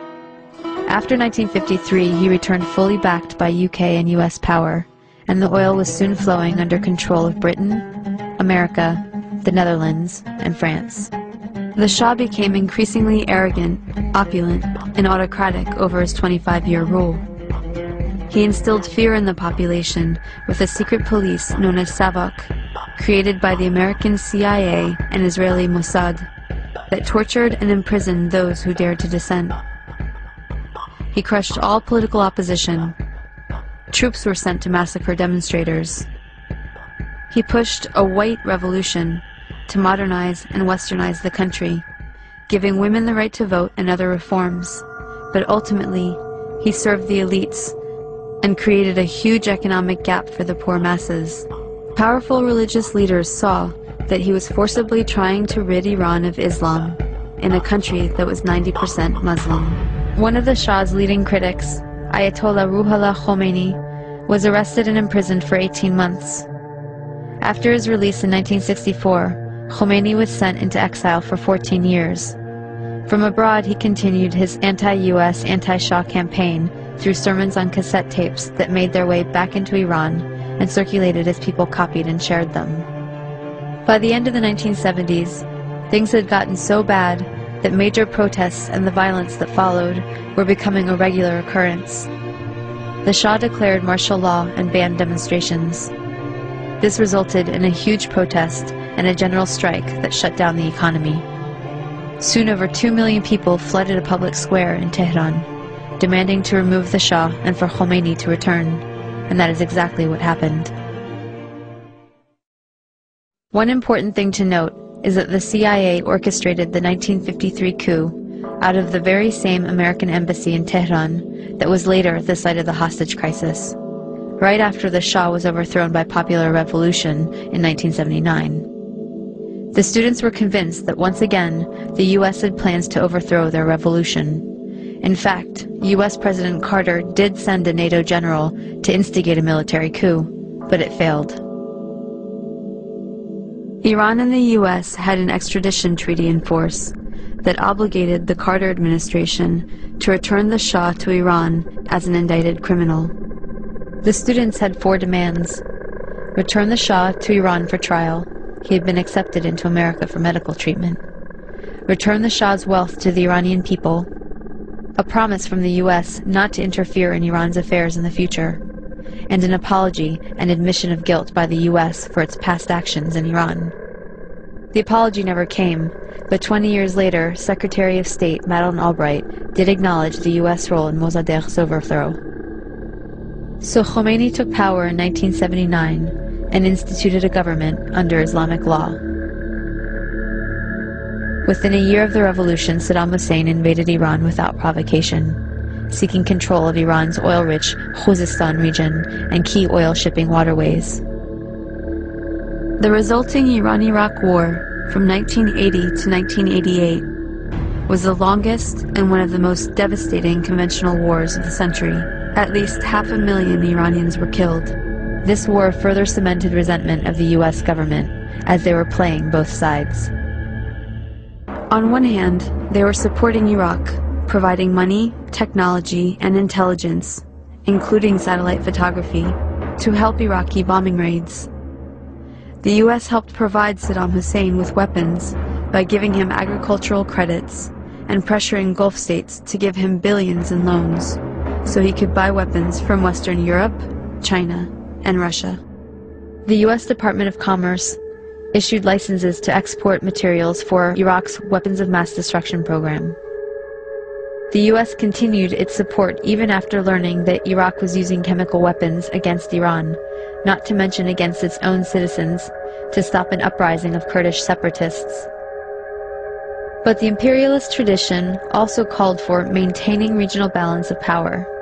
So the U.S. also armed Iran, not letting any one regional power get secure enough to dominate or to ally with its neighbors to challenge U.S. hegemony.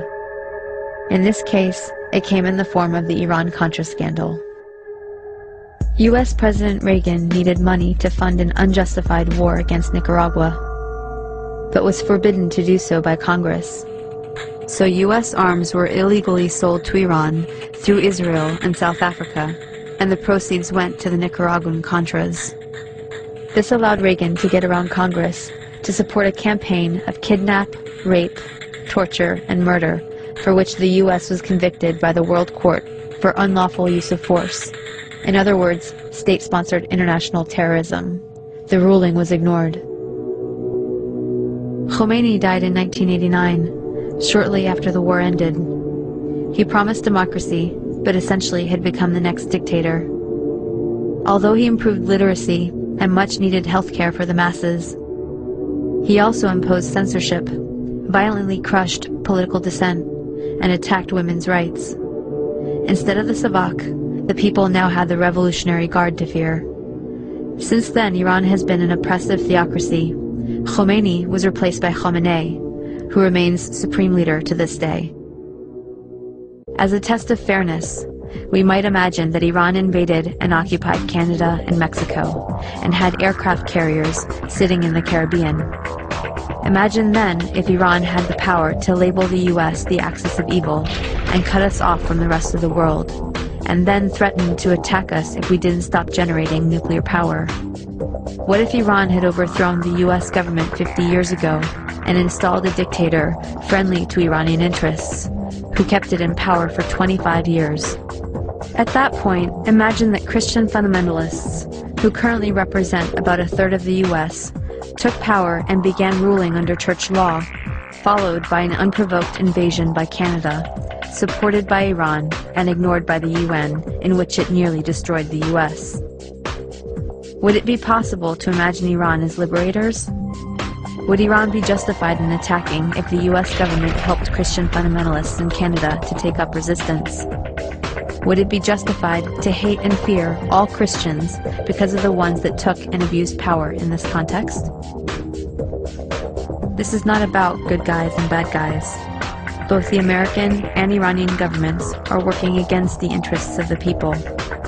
But the deadly game of chicken was begun by the U.S., and the U.S. has the power to end it. We should look at our current policies and actions against Iran, look at some better options, and figure out a way to change the minds of the people running our government and prevent another criminal enterprise that will cost many more lives. It has been done in the past, and if people take action, it can be done again.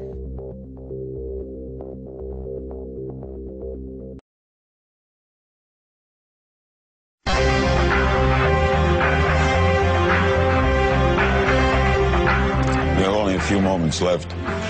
Fidel Castro, who is not a capitalist, yesterday you said capitalism is the major problem in the world. Fidel Castro was critical of you for denying the Holocaust. He said that Iran should try to understand the unique history of anti-Semitism. How do you respond to Castro?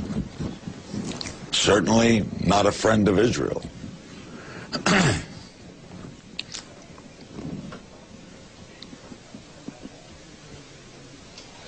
A site related to the Zionist regime issued this news. Mr.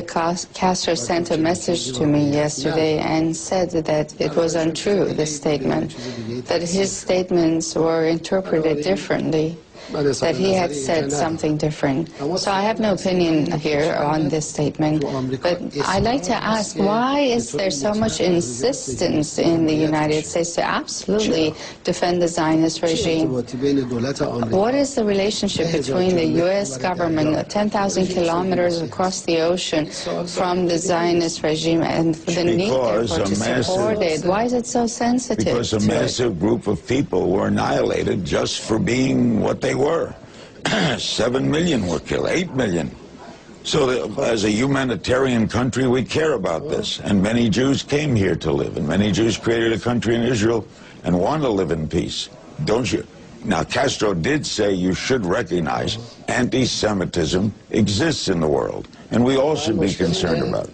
Is that the real issue, that the U.S. government wants to defend human rights? Of course. Well, where were these people killed? Were they killed in Palestine by the hands of Palestinians? It doesn't matter where they were killed, it's that fact that they were killed. Then it's right for a million Iraqi people to be killed, and then it would be okay if they decide to come and occupy the United States. They were killed in Iraq. Would you allow them to come occupy the United States and take it over? You're not saying the United States committed genocide. You're saying the United States committed genocide? That's a separate discussion, and yes, it did happen in both Iraq and Afghanistan, but that's a separate issue. I'd like to ask you, if in a country someone's right is violated, they are oppressed, assuming that your assumption, your statement is correct, does that imply that they can go and occupy another land?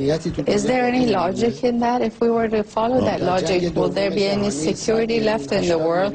In World War II, 100 million or 80 million people were killed. If they were to go occupy 20 countries around the world, that would have been terrible. The land was legally created. Israel is a legal state. So the question is, you see, come on, the question. You just said yourself it's over the Holocaust. Why are you changing your statement?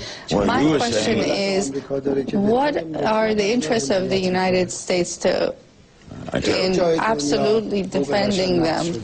There are many parts of the world where human rights are violated. Do you know how many American Indians were killed? Do you know or not? I know. I mean, you're a reporter. You should have the answers to these. We're out of time. We'll pick this up next year with the president of Iran. I'm Larry King. Let me first of all welcome once again Prime Minister Netanyahu, who I think has now been here 7 times during the course of my presidency. And I want to indicate that the frequency of these meetings is an indication of the extraordinary bond between our two countries, as is the opportunity for the Prime Minister to address Congress during his visit here. I know that's an honor that's reserved for those who have always shown themselves to be a great friend of the United States and is indicative of the friendship between our countries.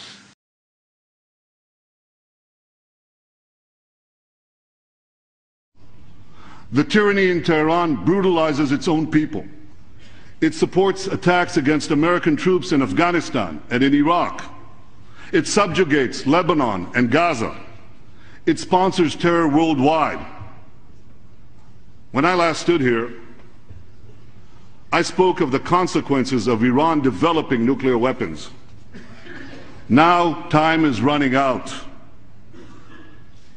The hinge of history may soon turn. For the greatest danger of all could soon be upon us. A militant Islamic regime armed with nuclear weapons. But there's something that makes the outrage even greater. And you know what that is? It's the lack of outrage. Because in much of the international community, the calls for our destruction are met with utter silence. It's even worse, because there are many who rush to condemn Israel for defending itself against Iran's terror proxies. Not you. Not America.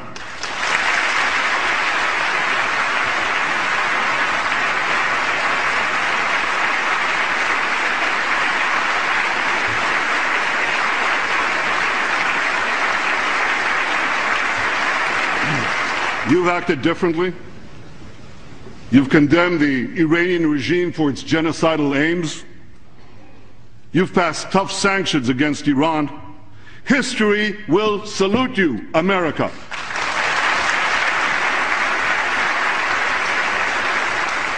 And it's not just enormous military gadgets that they're spending on. The military is spending money on. As Obama announces this drawdown of troops, a massive buildup is in the works. Thousands of U.S. troops now gearing up to go to Israel. The military is calling it an exercise, not a deployment. But this is one serious exercise. This, as Israel says, they're ready to go to war with Iran. Russia is not afraid of a possible U.S. attack on Iran. We're just trying to predict the consequences of such a move.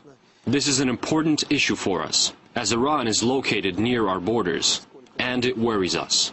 Another issue is that Iranian society is highly politicized and spiritually strongly united, and the country has many supporters abroad. You mean throughout the Middle East? Yes, and such an attack on Iran could lead to explosive consequences throughout the region. That is our primary concern, explosive events in Iran and in nearby countries. If I understand correctly what you said at Wednesday's news conference, Moscow is trying to warn the U.S. against such a move? That's correct. We've been warning against attack on Iran. Earlier, we warned of possible problems in Afghanistan, but no one listened to us. We hope that they will now listen and understand all the possible consequences of an attack. On July 1st, 2012, the European Union's oil embargo on Iran was put into effect. On March 17th, all Iranian banks identified as institutions in breach of EU sanctions were disconnected from the SWIFT, the world's hub of electronic financial transactions. Moreover, on June 28th, the US also enforced an oil embargo on the Islamic Republic of Iran. In February 2012, the US froze all the property of the Central Bank of Iran and other Iranian financial institutions in the United States. And these are just the latest sanctions imposed on Iran. Since 2006, 6 resolutions have been passed against it. Since the Islamic Revolution in 1979, the US has sanctioned Iran many times under various pretexts, involving things like human rights, terrorism and Iran's nuclear program.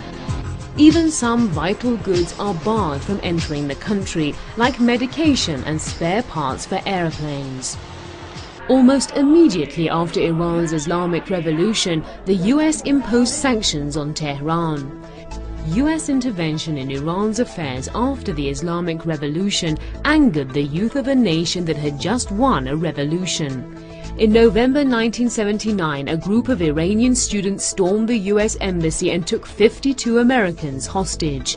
Inside the US embassy, shredded documents indicating US espionage inside Iran were found and reassembled by the Iranian students. Washington responded by freezing about $12 billion of Iranian assets in the US, including gold and bank deposits. After Iraq invaded Iran, Washington intensified the sanctions, banning the sale of weapons to Iran. It also banned all international financial institutions from giving Iran loans. In October 1987, the US banned the exploitation of any goods and services imports from Iran. In March 1995, President Clinton prohibited US trade in Iran's oil industry. And in May of the same year, he took it one step further, banning any US trade with Iran. In 1996, it was ruled that all foreign companies that invest more than $20 million in the development of Iran's petroleum industry would face US penalties. Then in February 2004, the US ruled against the editing or publishing of scientific manuscripts from Iran and said US scientists could be prosecuted for collaborating with their Iranian counterparts. In June 2005, the US froze the assets of those involved in Iran's nuclear program. On July 1, 2010, the US Senate and House of Representatives passed the Comprehensive Iran Sanctions Accountability and Divestment Act, which greatly enhanced sanctions on Iran by placing an embargo on major Iranian exports. From 2007 to 2012, Washington has frozen the assets of almost all Iranian banks. And finally, in February 2012, the US froze all the property of Iran's central bank and other financial institutions within the US. All the companies collaborating with or investing in Iran's oil industry were told to choose between Washington and Tehran. On the 23rd of January 2012, the EU agreed to an oil embargo on Iran effective from July and to freeze the assets of Iran's central bank. So Iran has seen more than 30 years of economic pressure. The question is, are those sanctions legal? The excuse for all the sanctions imposed on Iran in the last decade is Iran's nuclear energy program. The US and its allies accuse Iran of having a clandestine nuclear weapons program, which Tehran categorically denies. The accusations are used to build up some scenario against Iran and the Iranian people. They would like to argue that Iran somehow in the future is going to weaponize. Currently there is no indication, there is no proof. It is not substantiated that Iran is in breach of the spirit of the NPT. It hasn't been established, it hasn't been substantiated. None of the reports of the IAEA has been able to substantiate, to prove that Iran is in violation of the spirit of the NPT. But they argue that it is possible somehow in the future Iran may weaponize. It is based on consequentialism. So long as a person or a country has not committed a crime, the country or the people must not be convicted. With Iran, the West is using economic and political pressure alongside talks to achieve its objectives. Before and after every round of talks, the US and the EU impose more sanctions. For instance, 2 days before the last round in Istanbul that was held on a technical level, the EU sanctions against Iran's oil and central bank were put into effect. What we want the international community to understand is that we want to solve these issues via dialogue.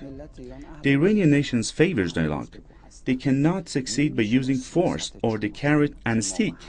They can't talk of dialogue and threaten or pressure us at the same time. The Iranian nation is familiar with these tactics. So we hope the international community, especially the West, comes to its sense and sits down to talks that I'm sure will yield results, so we don't have to witness dreadful events in the Middle East region.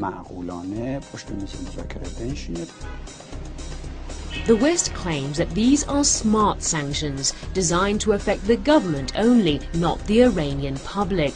But how is that possible? How can governments under pressure prevent that pressure from being visited on the nation? On the 27th of June 2010, in a meeting with top officials in the judiciary system, the leader of the Islamic Republic, Ayatollah Khamenei, talked about sanctions and their purpose. The West is lying when it claims the target of the sanctions is not the Iranian people. In fact, they are the prime target. They put pressure on the people to make them suffer and lose their faith in the Islamic establishment. Things like vital medicines, mostly used for people with cancer and other life-threatening diseases, cannot be imported, and neither can the raw materials. Iran cannot obtain spare parts for its aging aircraft fleet, most of which are outdated and in desperate need of repair. Many deaths have already been caused by this lack of equipment. So far, we've discussed the nature of the sanctions and their effects on the society. So what does Iran need in order to counter the pressure? First, its efficient management. Although Iran is under a lot of pressure from the sanctions, it has tried hard in recent years to invite foreign investors to cooperate with it. To neutralize the sanctions against Iran's economy, especially its oil sector, Iran has taken various measures. For instance, insuring oil tankers, increasing its capacity for storing oil, and seeking out new markets for its oil, making changes in the way oil ships export oil, forming new alliances in OPEC, diversifying the number of currencies oil can be bought and sold in, and finally, Iran has upped its vigilance where the Hormuz Strait is concerned. Iran's parliament has made controlling the ships that pass through the strait a priority. On the 7th of July, Iran's Joint Armed Forces Chief of Staff, Major General Hassan Firuzabadi, said, "We are ready to close the Hormuz Strait when necessary because every nation must be prepared for any eventuality, but we will not do this unless our interests are threatened." Iran is tolerating ongoing and ever-increasing pressure from the West, which is no doubt costing the Iranian nation. So why not give up a nuclear energy program to be rid of all this pressure and cost? From the West's point of view, Iran should be penalized for achieving independence and for making independent decisions. From the West's point of view, Iran stands accused because it wants to stand on its own 2 feet, and the Iranian nation wants to make its own decisions to determine its future itself. This is where we disagree with the West.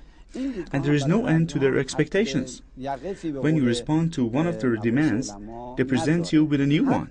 Consider the propositions they made in the Moscow talks. They started with Iran's nuclear program and wanted to end it with the MKO. This is not possible. The world has numerous international organizations, unions and conventions created with the sole purpose of creating global order and ensuring justice. But reality does not always reflect their efforts. Money and power speak louder than any organization, and the powers that be blatantly violate international law simply because they can. The world's leading powers should make it clear that Iran is the country that stands behind this terror campaign. Iran must be exposed by the international community as the premier terrorist-supporting state that it is.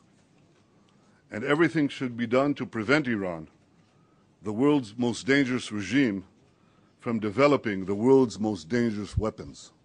French President Nicolas Sarkozy told U.S. President Barack Obama last week he was fed up with dealing with Israeli Prime Minister Benjamin Netanyahu and considered him a liar. "I cannot bear Netanyahu, he's a liar," Sarkozy told Obama during a frank exchange where the U.S. President took him to task for backing a Palestinian request for membership of the United Nations Cultural Heritage Agency, UNESCO.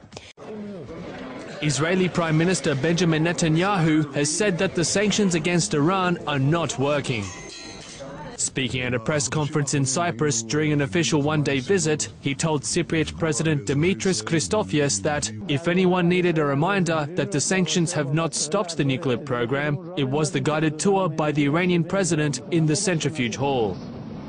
Netanyahu also branded Iran a regime that breaks all the rules, which was formed through the taking of the US embassy in the Iranian capital in 1979.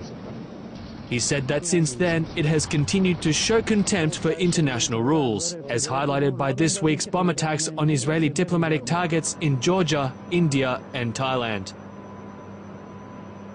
Secretary of State Hillary Clinton's comments lashing out at Russia and China, reiterating basically her previous claims that the two are supporting the Assad regime and that they must face consequences. Pay the price, she said. Now, those comments were made in Paris, where members of the so-called Friends of Syria are meeting this Friday. Let's get more now from RT's Peter Oliver. He is following these latest developments. Peter, so a Friends of Syria meeting, not exactly sounding all that friendly, is it, Peter? Well, not friendly at all. We've heard really a threat from the US Secretary of State Hillary Clinton to Russia and China, saying that they will have to pay the price for what she sees as their support of the Assad government. Now, from Russia's point of view, their opinion on Syria hasn't changed. They've blamed both the government forces and the opposition troops for the ongoing violence in the country. Now, this is somewhat of an inconsistent message coming out of Washington, coming out of the Office of the Secretary of State there. Just a week ago in Geneva, at a meeting of international partners on Syria, the United States agreed that it would be only through both sides laying down their weapons and coming to the table to talk that peace could be achieved. Now, a week on, she's back to saying it's that Assad must go and that Russia and China are helping him.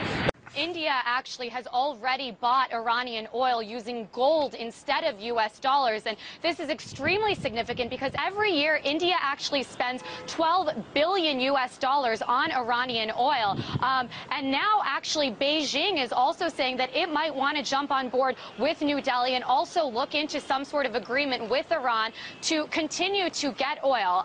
New Delhi and Beijing actually account for 40% of the imports of Iranian oil. The EU only counts for 20%. Obviously, we've been talking about all week about this oil embargo that the EU announced on Monday that they're hoping to roll out and put into place by July 1st. And obviously, if New Delhi and Beijing find a way to continue trading with Iran using gold instead of U.S. dollars, this would severely hurt what the European Union and Washington is trying to do. Russia has also said that it wants to continue trading with Iran using domestic currencies instead of U.S. dollars. Obviously, the point of the EU oil embargo would be to bring Iran back to the negotiations table over its nuclear program. Obviously, Iran has said consistently maintained that this is a peaceful nuclear program. The West believes that they are potentially developing nuclear weapons. So in response to the EU's announcement on Monday that it will place an oil embargo on Iran, Iran has said that it's going to shut the Strait of Hormuz, which is actually where 20 to 30% of the world's oil supply shuttles through. And the United States has said it will absolutely not allow that to happen, even sort of alluding to the fact that it could potentially use military force to make sure that that strait stays open. Moscow has also said that sanctions are an obsolete form of sort of punishing a country and that it's actually going to be counterproductive. Another interesting thing to note here is that if Beijing and New Delhi continue to trade with Iran with gold, it's actually going to increase the value of gold and decrease the value of the U.S. dollar as the global reserve currency. Well, Carrie, it's something that people here are certainly talking about.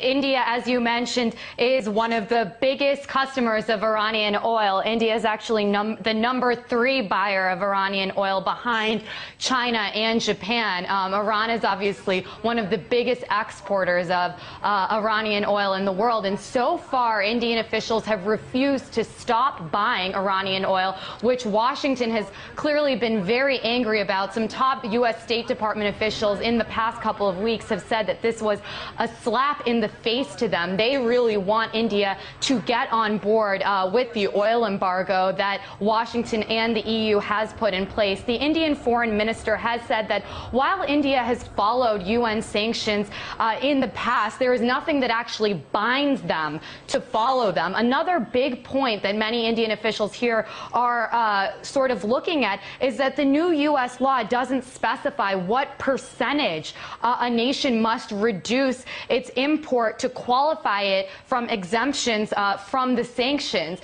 So right now there have been reports surfacing that Obama could impose penalties on India as early as June 28th if India refuses to stop buying Iranian oil. In the past few weeks, they've been saying that to circumvent these sanctions, they might actually use gold instead of dollars to continue buying the oil. And obviously, both India and China are major customers of Iranian oil. And many analysts here in India are saying that sanctions simply won't work if India and China don't get on board. And Priya, has the US provided any alternatives then for India?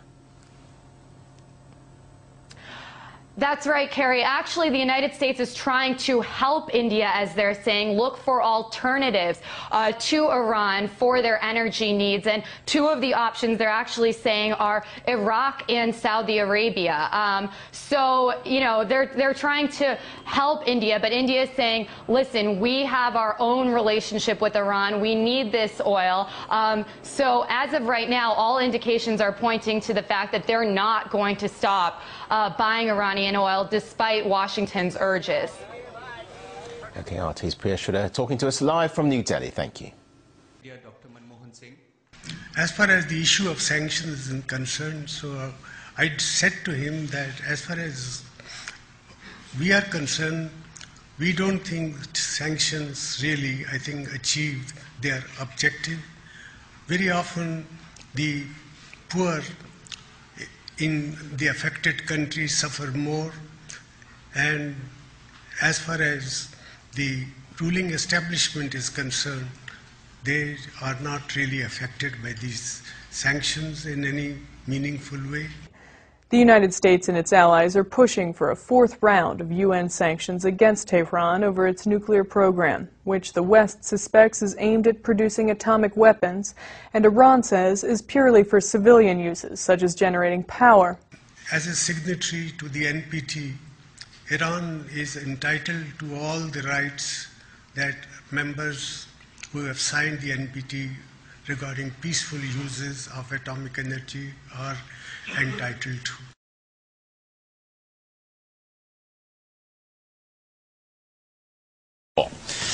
Do you fear Iran intruding on the whole Persian Gulf if the United States, as you asked for in the debate last week, left the region? Do you fear that? Well, I fear that they might want to do that, but I think our policy is leading to that. Everything that we do enhances the Ahmadinejad crowd in Iran.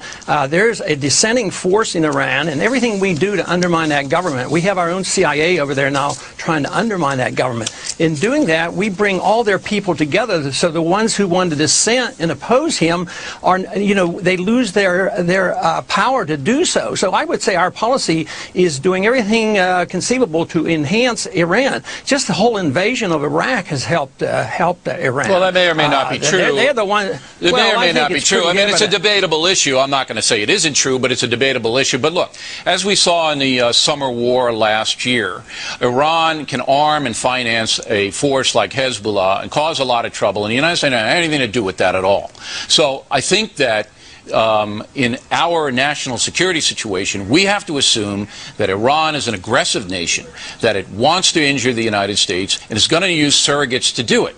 Now, if you have an Iran actively seeking nuclear weaponry, as you do, and if you have the ability of that country to hand it off to a Hezbollah or an Al-Qaeda or anybody else, you withdraw from the region, you give them carte blanche to do what they want. Do you not, Congressman? See, I think you're concerned about the wrong country right now, because more than half of the Al-Qaeda that are committing suicide in Iraq right now are Saudis, and nobody even talks about look, that. I'm concerned about all the things, but when they're seeking a nuclear weapon, when a country's seeking a nuclear weapon that's a danger to the USA, a stated danger, and you want to withdraw from the theater, that gives them carte blanche to do what they want, does it not? Well, first off, you know, you have Pakistan, and they're not exactly the most pro-Western but I'm talking about country. Iran, Congressman. I'm not talking about Pakistan at this point. Why don't you ever let me, you know, answer the question? Because you're not directly answering the question, sir. Because no, I do not fear them as you do, as many do, because they want another war. They want to spread this war. This has been the plan by the neoconservatives to have this major overall, this revamping of the whole Middle East, precisely the reason the Al-Qaeda is growing. The Al-Qaeda is growing because of our policy. Our national security is threatened because of our policy, and it makes it much worse. So I see the Iranians as acting logically and defensively. We've been fighting the Iranians since 1953. We overthrew their government through the CIA in 1953. We were allies with Saddam Hussein in the 1980s, and we encouraged him to invade Iran. All right, so I just want to get we don't need a history lesson, but I do want to get this on the record. You have to understand. I do understand the region, man, but we don't have time to do the history lesson tonight. I just want to get this on the record. You don't fear Iran, even though Iran has demonstrated it can start a war, which it did last summer with its Hezbollah surrogates, and it's stated that it wants to do damage to Israel, wipe it off the face of the earth, and is developing a nuclear weapon. And you don't fear them? Yes, I worry about it. I'm concerned about it. But what I'm saying is the very policy that you advocate is encouraging that.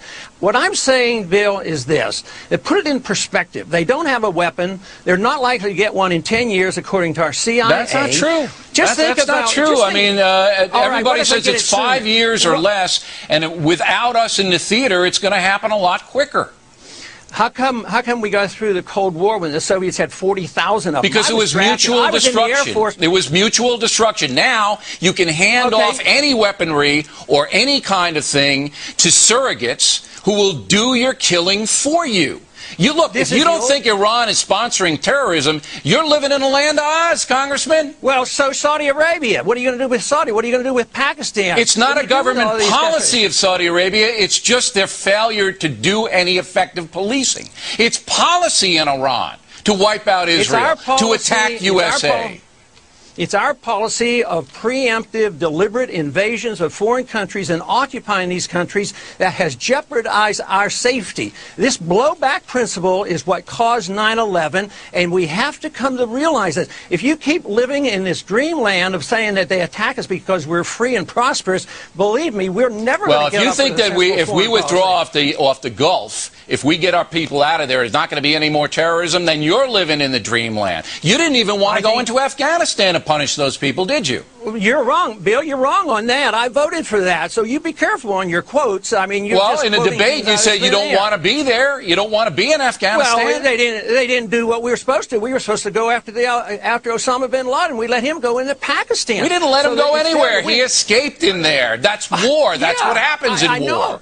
But what did we do? We went into doing exactly what Bush said he wouldn't do, into nation building. All right, let me do. I got one more question. We're in Afghanistan now, trying to have that country stem back the Taliban tide. Are we doing the wrong thing there? Right now, we're doing the wrong thing because we didn't do what he was authorized to do. The president ignored going after bin Laden, and we don't need to be in nation building. We need to defend this country and defend our national security, and our national security interests are not served by the policy that we're following in the Middle East. It's undermining our national security. Congressman, we got it. We have to come to realize it. We got it, and we appreciate the lively debate. Thanks for appearing tonight. Next on the Rundown,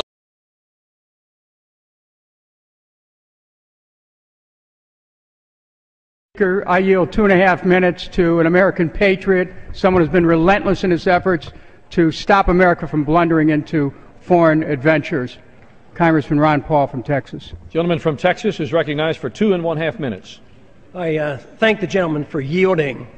I think this bill would be better named if we called it Obsession with Iran Act 2012. Because this is what we continue to be doing, is obsessed with Iran and the idea that Iran is a threat to our national security. Iran happens to be a third world nation. They have no significant Navy, Air Force, intercontinental ballistic missiles. The IAEA and our CIA said they're not on the verge of a nuclear weapon. It's so similar to what we went through in the early part of this last decade when we were beating the war drums to go to war against Iraq. And it was all a facade. There was no danger from Iraq. So this is what we're doing, beating the war drums once again. Now, since the bill has come back from the conference, we're going to deal with civil liberties in Syria. Well, I happen to be a civil libertarian. I'm very concerned about civil liberties. But let me tell you, this bill is not going to do anything to enhance the civil liberties of the individuals in Syria. Now, if we were really interested in the civil liberties, why wouldn't we look to ourselves? Why wouldn't we look to the things that we do here? What about our warrantless searches under the Patriot Act? What about the policy of assassination and assassinating American citizens? What about arrest by the military, National Defense Authorization Act? What about the drone warfare that we go on? Do you think we're protecting civil liberties by arbitrarily dropping drones or threatening to drop drones any place in the world with innocent people dying? If we want to really care about civil liberties in Syria, why don't we care about the secret prisons we have and the history of torture that we've had in this country? What about the fact that kill lists are being made by the executive branch of government and we sit idly by and approve of it by saying nothing, and the American people put up with it, and we march in this direction, marching into a determination to have another war. When you put on sanctions on a country, it's an act of war, and that's what this is all about. The first thing you do when war breaks out between two countries is you put sanctions on them. You blockade the country.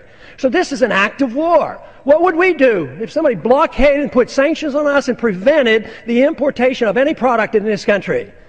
We'd be furious, we'd declare war, we'd go to war. So we are the antagonists. We're over there poking our nose in other people's affair, just looking for the chance to start another war. First it's Syria, then Iran. We have too many wars. We need to stop the wars.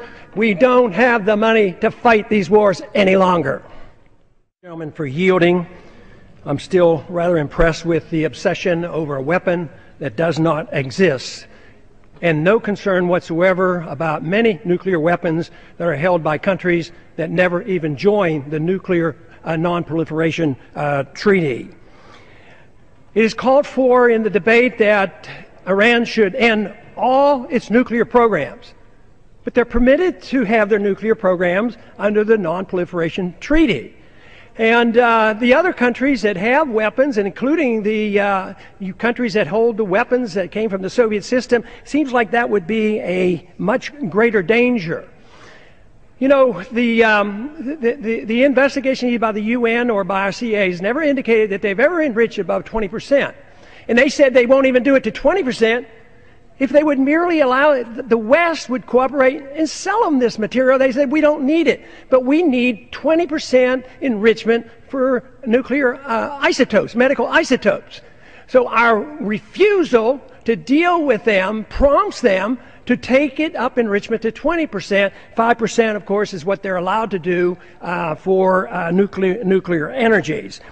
But this idea that we can badger people and then defy the law, what we're asking them to do, if to close down their program, is you're asking them to defy international law. They agreed to this. They have a right to do this under this treaty. And for us to come and say, well, they must quit it, I think it really is very close to an obsession on a country that is incapable of attacking us or attacking. They don't have a history of invading their neighboring countries. The last time they were at war was with Iraq, and we bugged Iraq to go into Iran.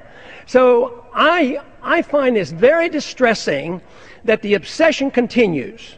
I find it very, very upsetting that this vote will, of course, be overwhelmingly in support of correcting the civil liberties of Syria and making Iran toe the line and give up on something that they're permitted to do.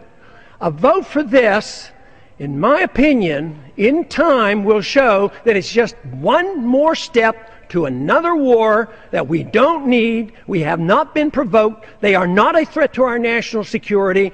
And we should not be doing this. We've been doing it too long. For the last 10, 15 years, we're just obsessed with this idea that we go to war and try to solve all the problems of the world.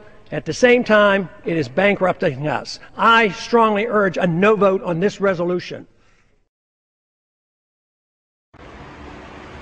In Beijing, the Shanghai Cooperation Organization, or SCO, issued a declaration opposing military intervention, forced regime change, and unilateral sanctions in the Middle East.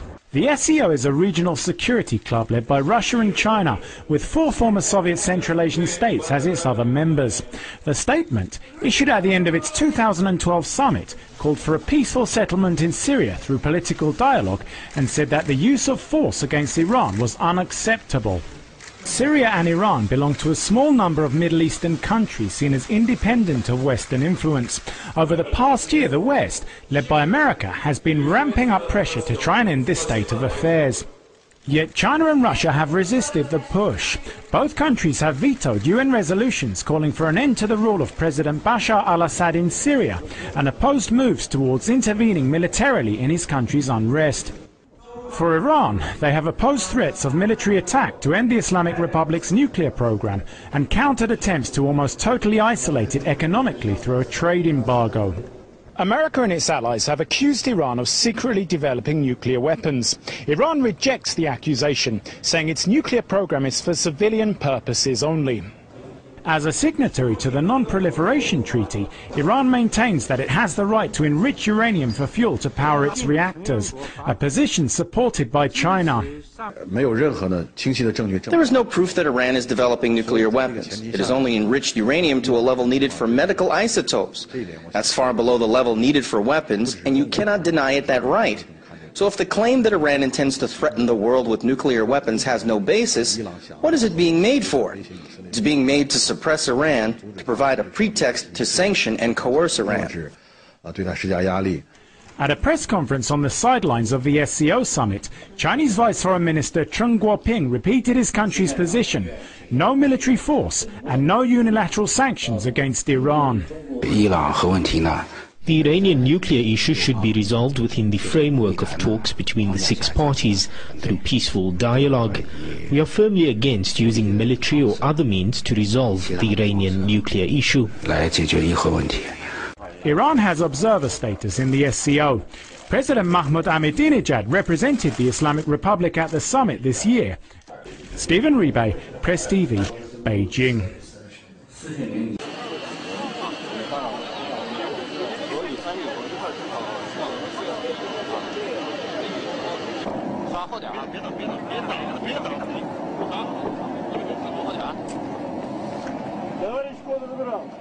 Отряд российского морского флота в составе ракетного крейсера, 3 больших портовых кораблей, судов обеспечения.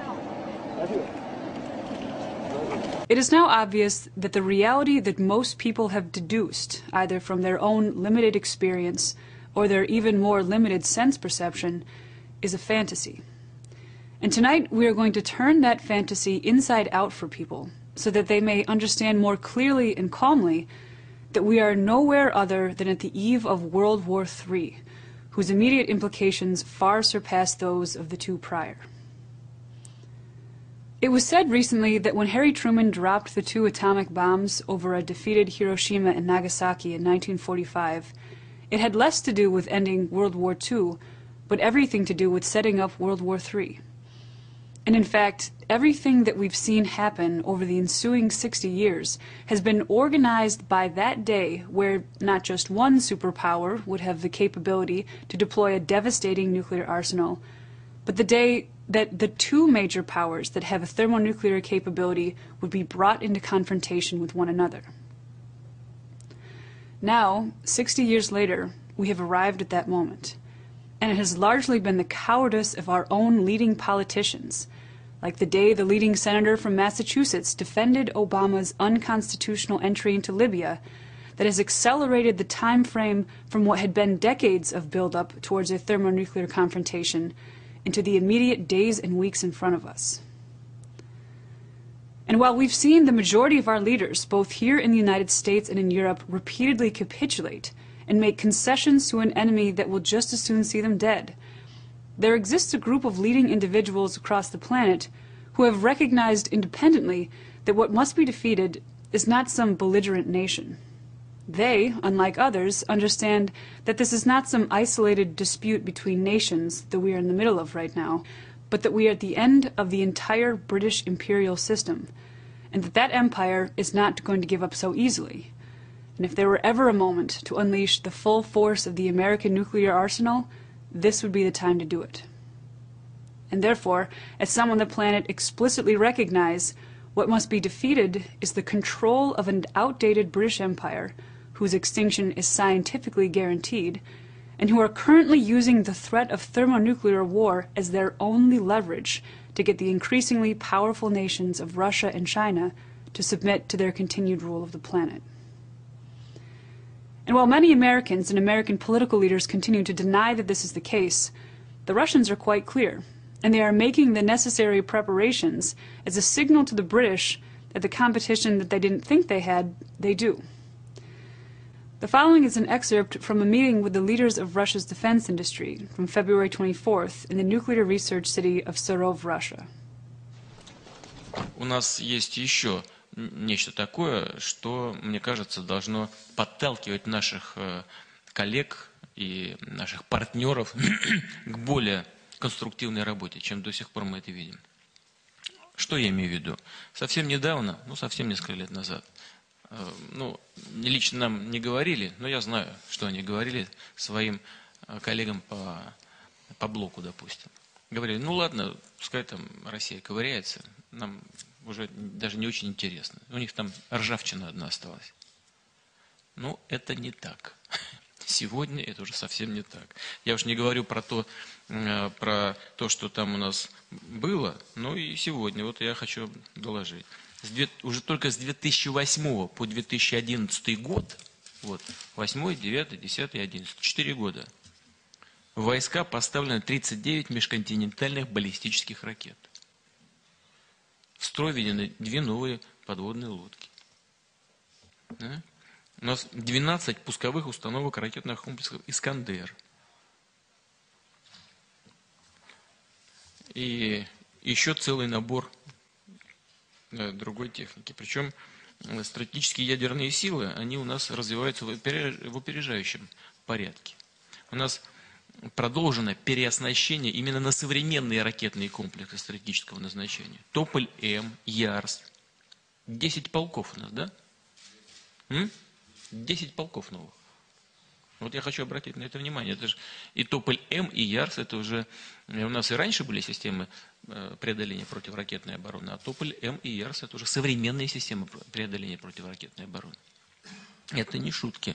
И доля современных ракетных комплексов в наземных силах ядерного сдерживания у нас поднялась почти в 2 раза, практически в 2 раза, с 13 до 25%. Что касается выстраивания наших отношений дальнейших по ПРО, они по-серьезному не хотят с нами разговаривать. Вот министр обороны здесь сидит, здесь некоторые другие коллеги есть. Я вам могу сказать точно. Они уклоняются. По сути, все, что делается в этой сфере, это разговор на заданную тему. С попыткой представить международной общественности дело таким образом, что да, развиваются наши отношения, да, технологии уходят вперед, да, угрозы возникают, и никто не может им запретить эти угрозы купировать на будущее для своей национальной безопасности. А кто против-то? Понятно, что нужно купировать угрозы для своей национальной безопасности, но нужно сделать это таким образом, чтобы не создавать новых угроз глобального характера, не разрушать вот этот баланс сил стратегических. Вот о чем идет речь. Но все-таки, на наш взгляд, предпринимается попытка этот баланс разрушить и создать для себя монополию на уязвимость. Точнее, монополию на неуязвимость. Вот о чем идет речь. Вы сказали, что могут быть поставлены вопросы по дальнейшим шагам в сфере ядерных разоружений. Мы не будем разоружаться в одностороннем порядке. Во-первых, что касается дальнейших шагов в сфере ядерного вооружения, дальнейшие шаги должны носить уже комплексный характер. И в ходе этого процесса должны принимать участие уже все ядерные державы. Мы не можем бесконечно разоружаться на фоне того, что какие-то другие ядерные державы вооружаются.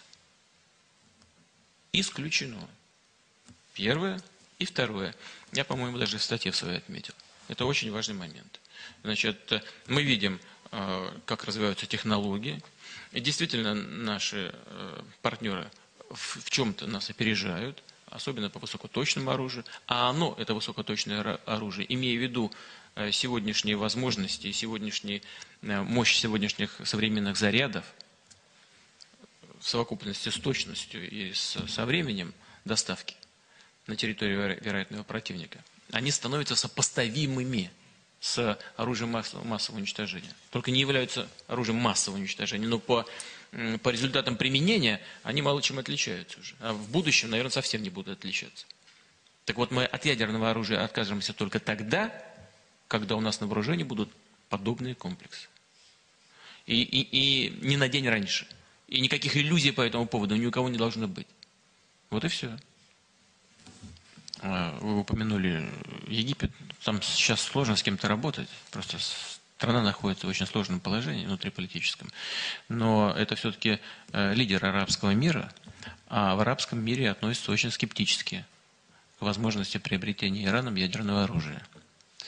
Арабский мир категорически возражает, ну так, условно говоря. И лучшее тому доказательство – это то, как арабский мир относится к событиям в Сирии. Вот это все взаимосвязано между собой. Поэтому мы это все учитываем. Думаю, что наша позиция в Совете Безопасности ООН по сирийской проблематике говорит о том, что мы совсем не собираемся никому поддакивать. Надеюсь, что так и будет дальше. У нас есть свои собственные интересы. Мы, конечно, должны работать кооперативно, должны понимать, что происходит в мире, никогда не должны оставаться в одиночестве. Это плохой путь обеспечения наших национальных интересов, борьбы с недопущением распространения оружия массового уничтожения за счет нового возможного члена ядерного клуба, за счет Ирана.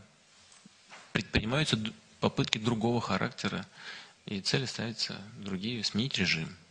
Ну, вот такие подозрения у нас есть. Поэтому, как вы заметили, мы занимаем в значительной степени позицию отличную от той, которую нам пытаются предъявить в качестве генерального пути развития иранской проблемы наши партнеры. Right now, the three factions on the planet that fully understand and operate on the basis of the nation's greatest thermonuclear arsenal, which resides in the U.S. Navy, are the United States military, the Russians, and the British.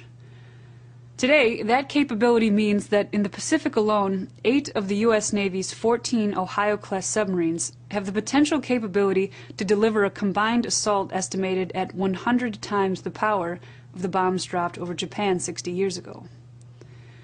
What is also understood by just a small handful of patriots from different nations on the planet is that as long as Barack Obama is in the White House, the world's most powerful nuclear arsenal is at the disposal of the British, which means that the most practical thing to do at this moment would be to do it exactly what LaRouche has advised: invoke the 4th section of the 25th Amendment, which would not only immediately neutralize any power Obama has over the U.S. presidency, but would simultaneously sever the access the British have over the U.S. Navy's arsenal, which means that the leverage they now have over Russia and China would be gone, leaving them with nothing more than the bankrupt continent of Europe and Wall Street.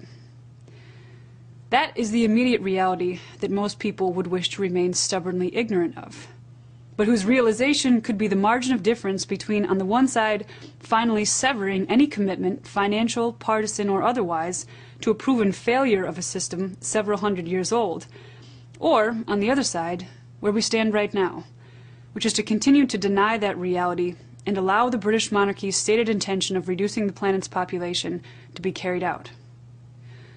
Other agendas not working in tandem or in support of the combined efforts of most prominently Lyndon LaRouche, General Martin Dempsey, and Russian Prime Minister Vladimir Putin are deadly at this point and diversionary at best.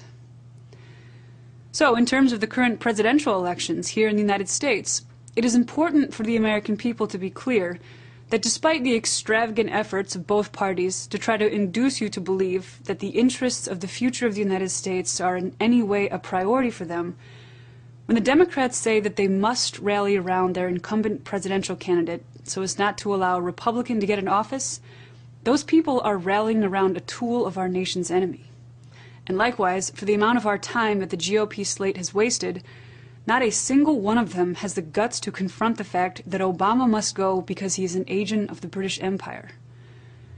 And as we are seeing even in the case of Hillary Clinton, as long as the British occupy the White House, one of our once most valuable American political figures is being forced to use the U.S. State Department to enforce suicidal British policy, proving what LaRouche had said months ago: the conflicts in Syria and Iran are simply proxy wars for a U.S. conflict with Russia and China.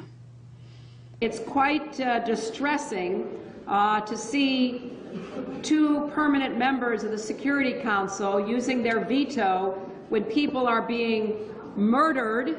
It is just despicable. And I ask, whose side are they on? They are clearly not on the side of the Syrian people. And just as Syria is merely the stepping stone from which an attack may be launched against Russia, so too are both Israel and Iran. Not only are Iran's nuclear weapons capabilities being ridiculously exaggerated, but so too is the inclination of the Israeli people to launch an attack on Iran. In fact, it was just announced late last week that former Israeli Prime Minister and current President Shimon Peres has just scheduled a visit with Obama on Sunday, March 4th, one day prior to the annual AIPAC summit where Netanyahu is scheduled to meet with the president on the 5th. The announcement of Peres's visit has thrown a wrench into the efforts of the small yet powerful British-directed Israeli faction, who, it should be said, are being used to champion a policy of war whose implications are going to be far more devastating than anything the British puppet Adolf Hitler had ever done. So while the nominal political leadership here in the United States is frantically trying to deny the end of an entire era, there is a handful of people who, with the support of an awakened American citizenry, is prepared to end the reign of this deadly British Empire, whose only foothold is the fact that Obama has been allowed to remain in the U.S. presidency this long. Therefore, to deny this as your reality means that you are as good as dead right now. However, knowing that this is our situation, and that you yourself are a continuous part of this dramatic global process, only when you realize that under these circumstances, all of us are as good as dead, will you be able to affect and change this reality. That's all for your evening report. Good night.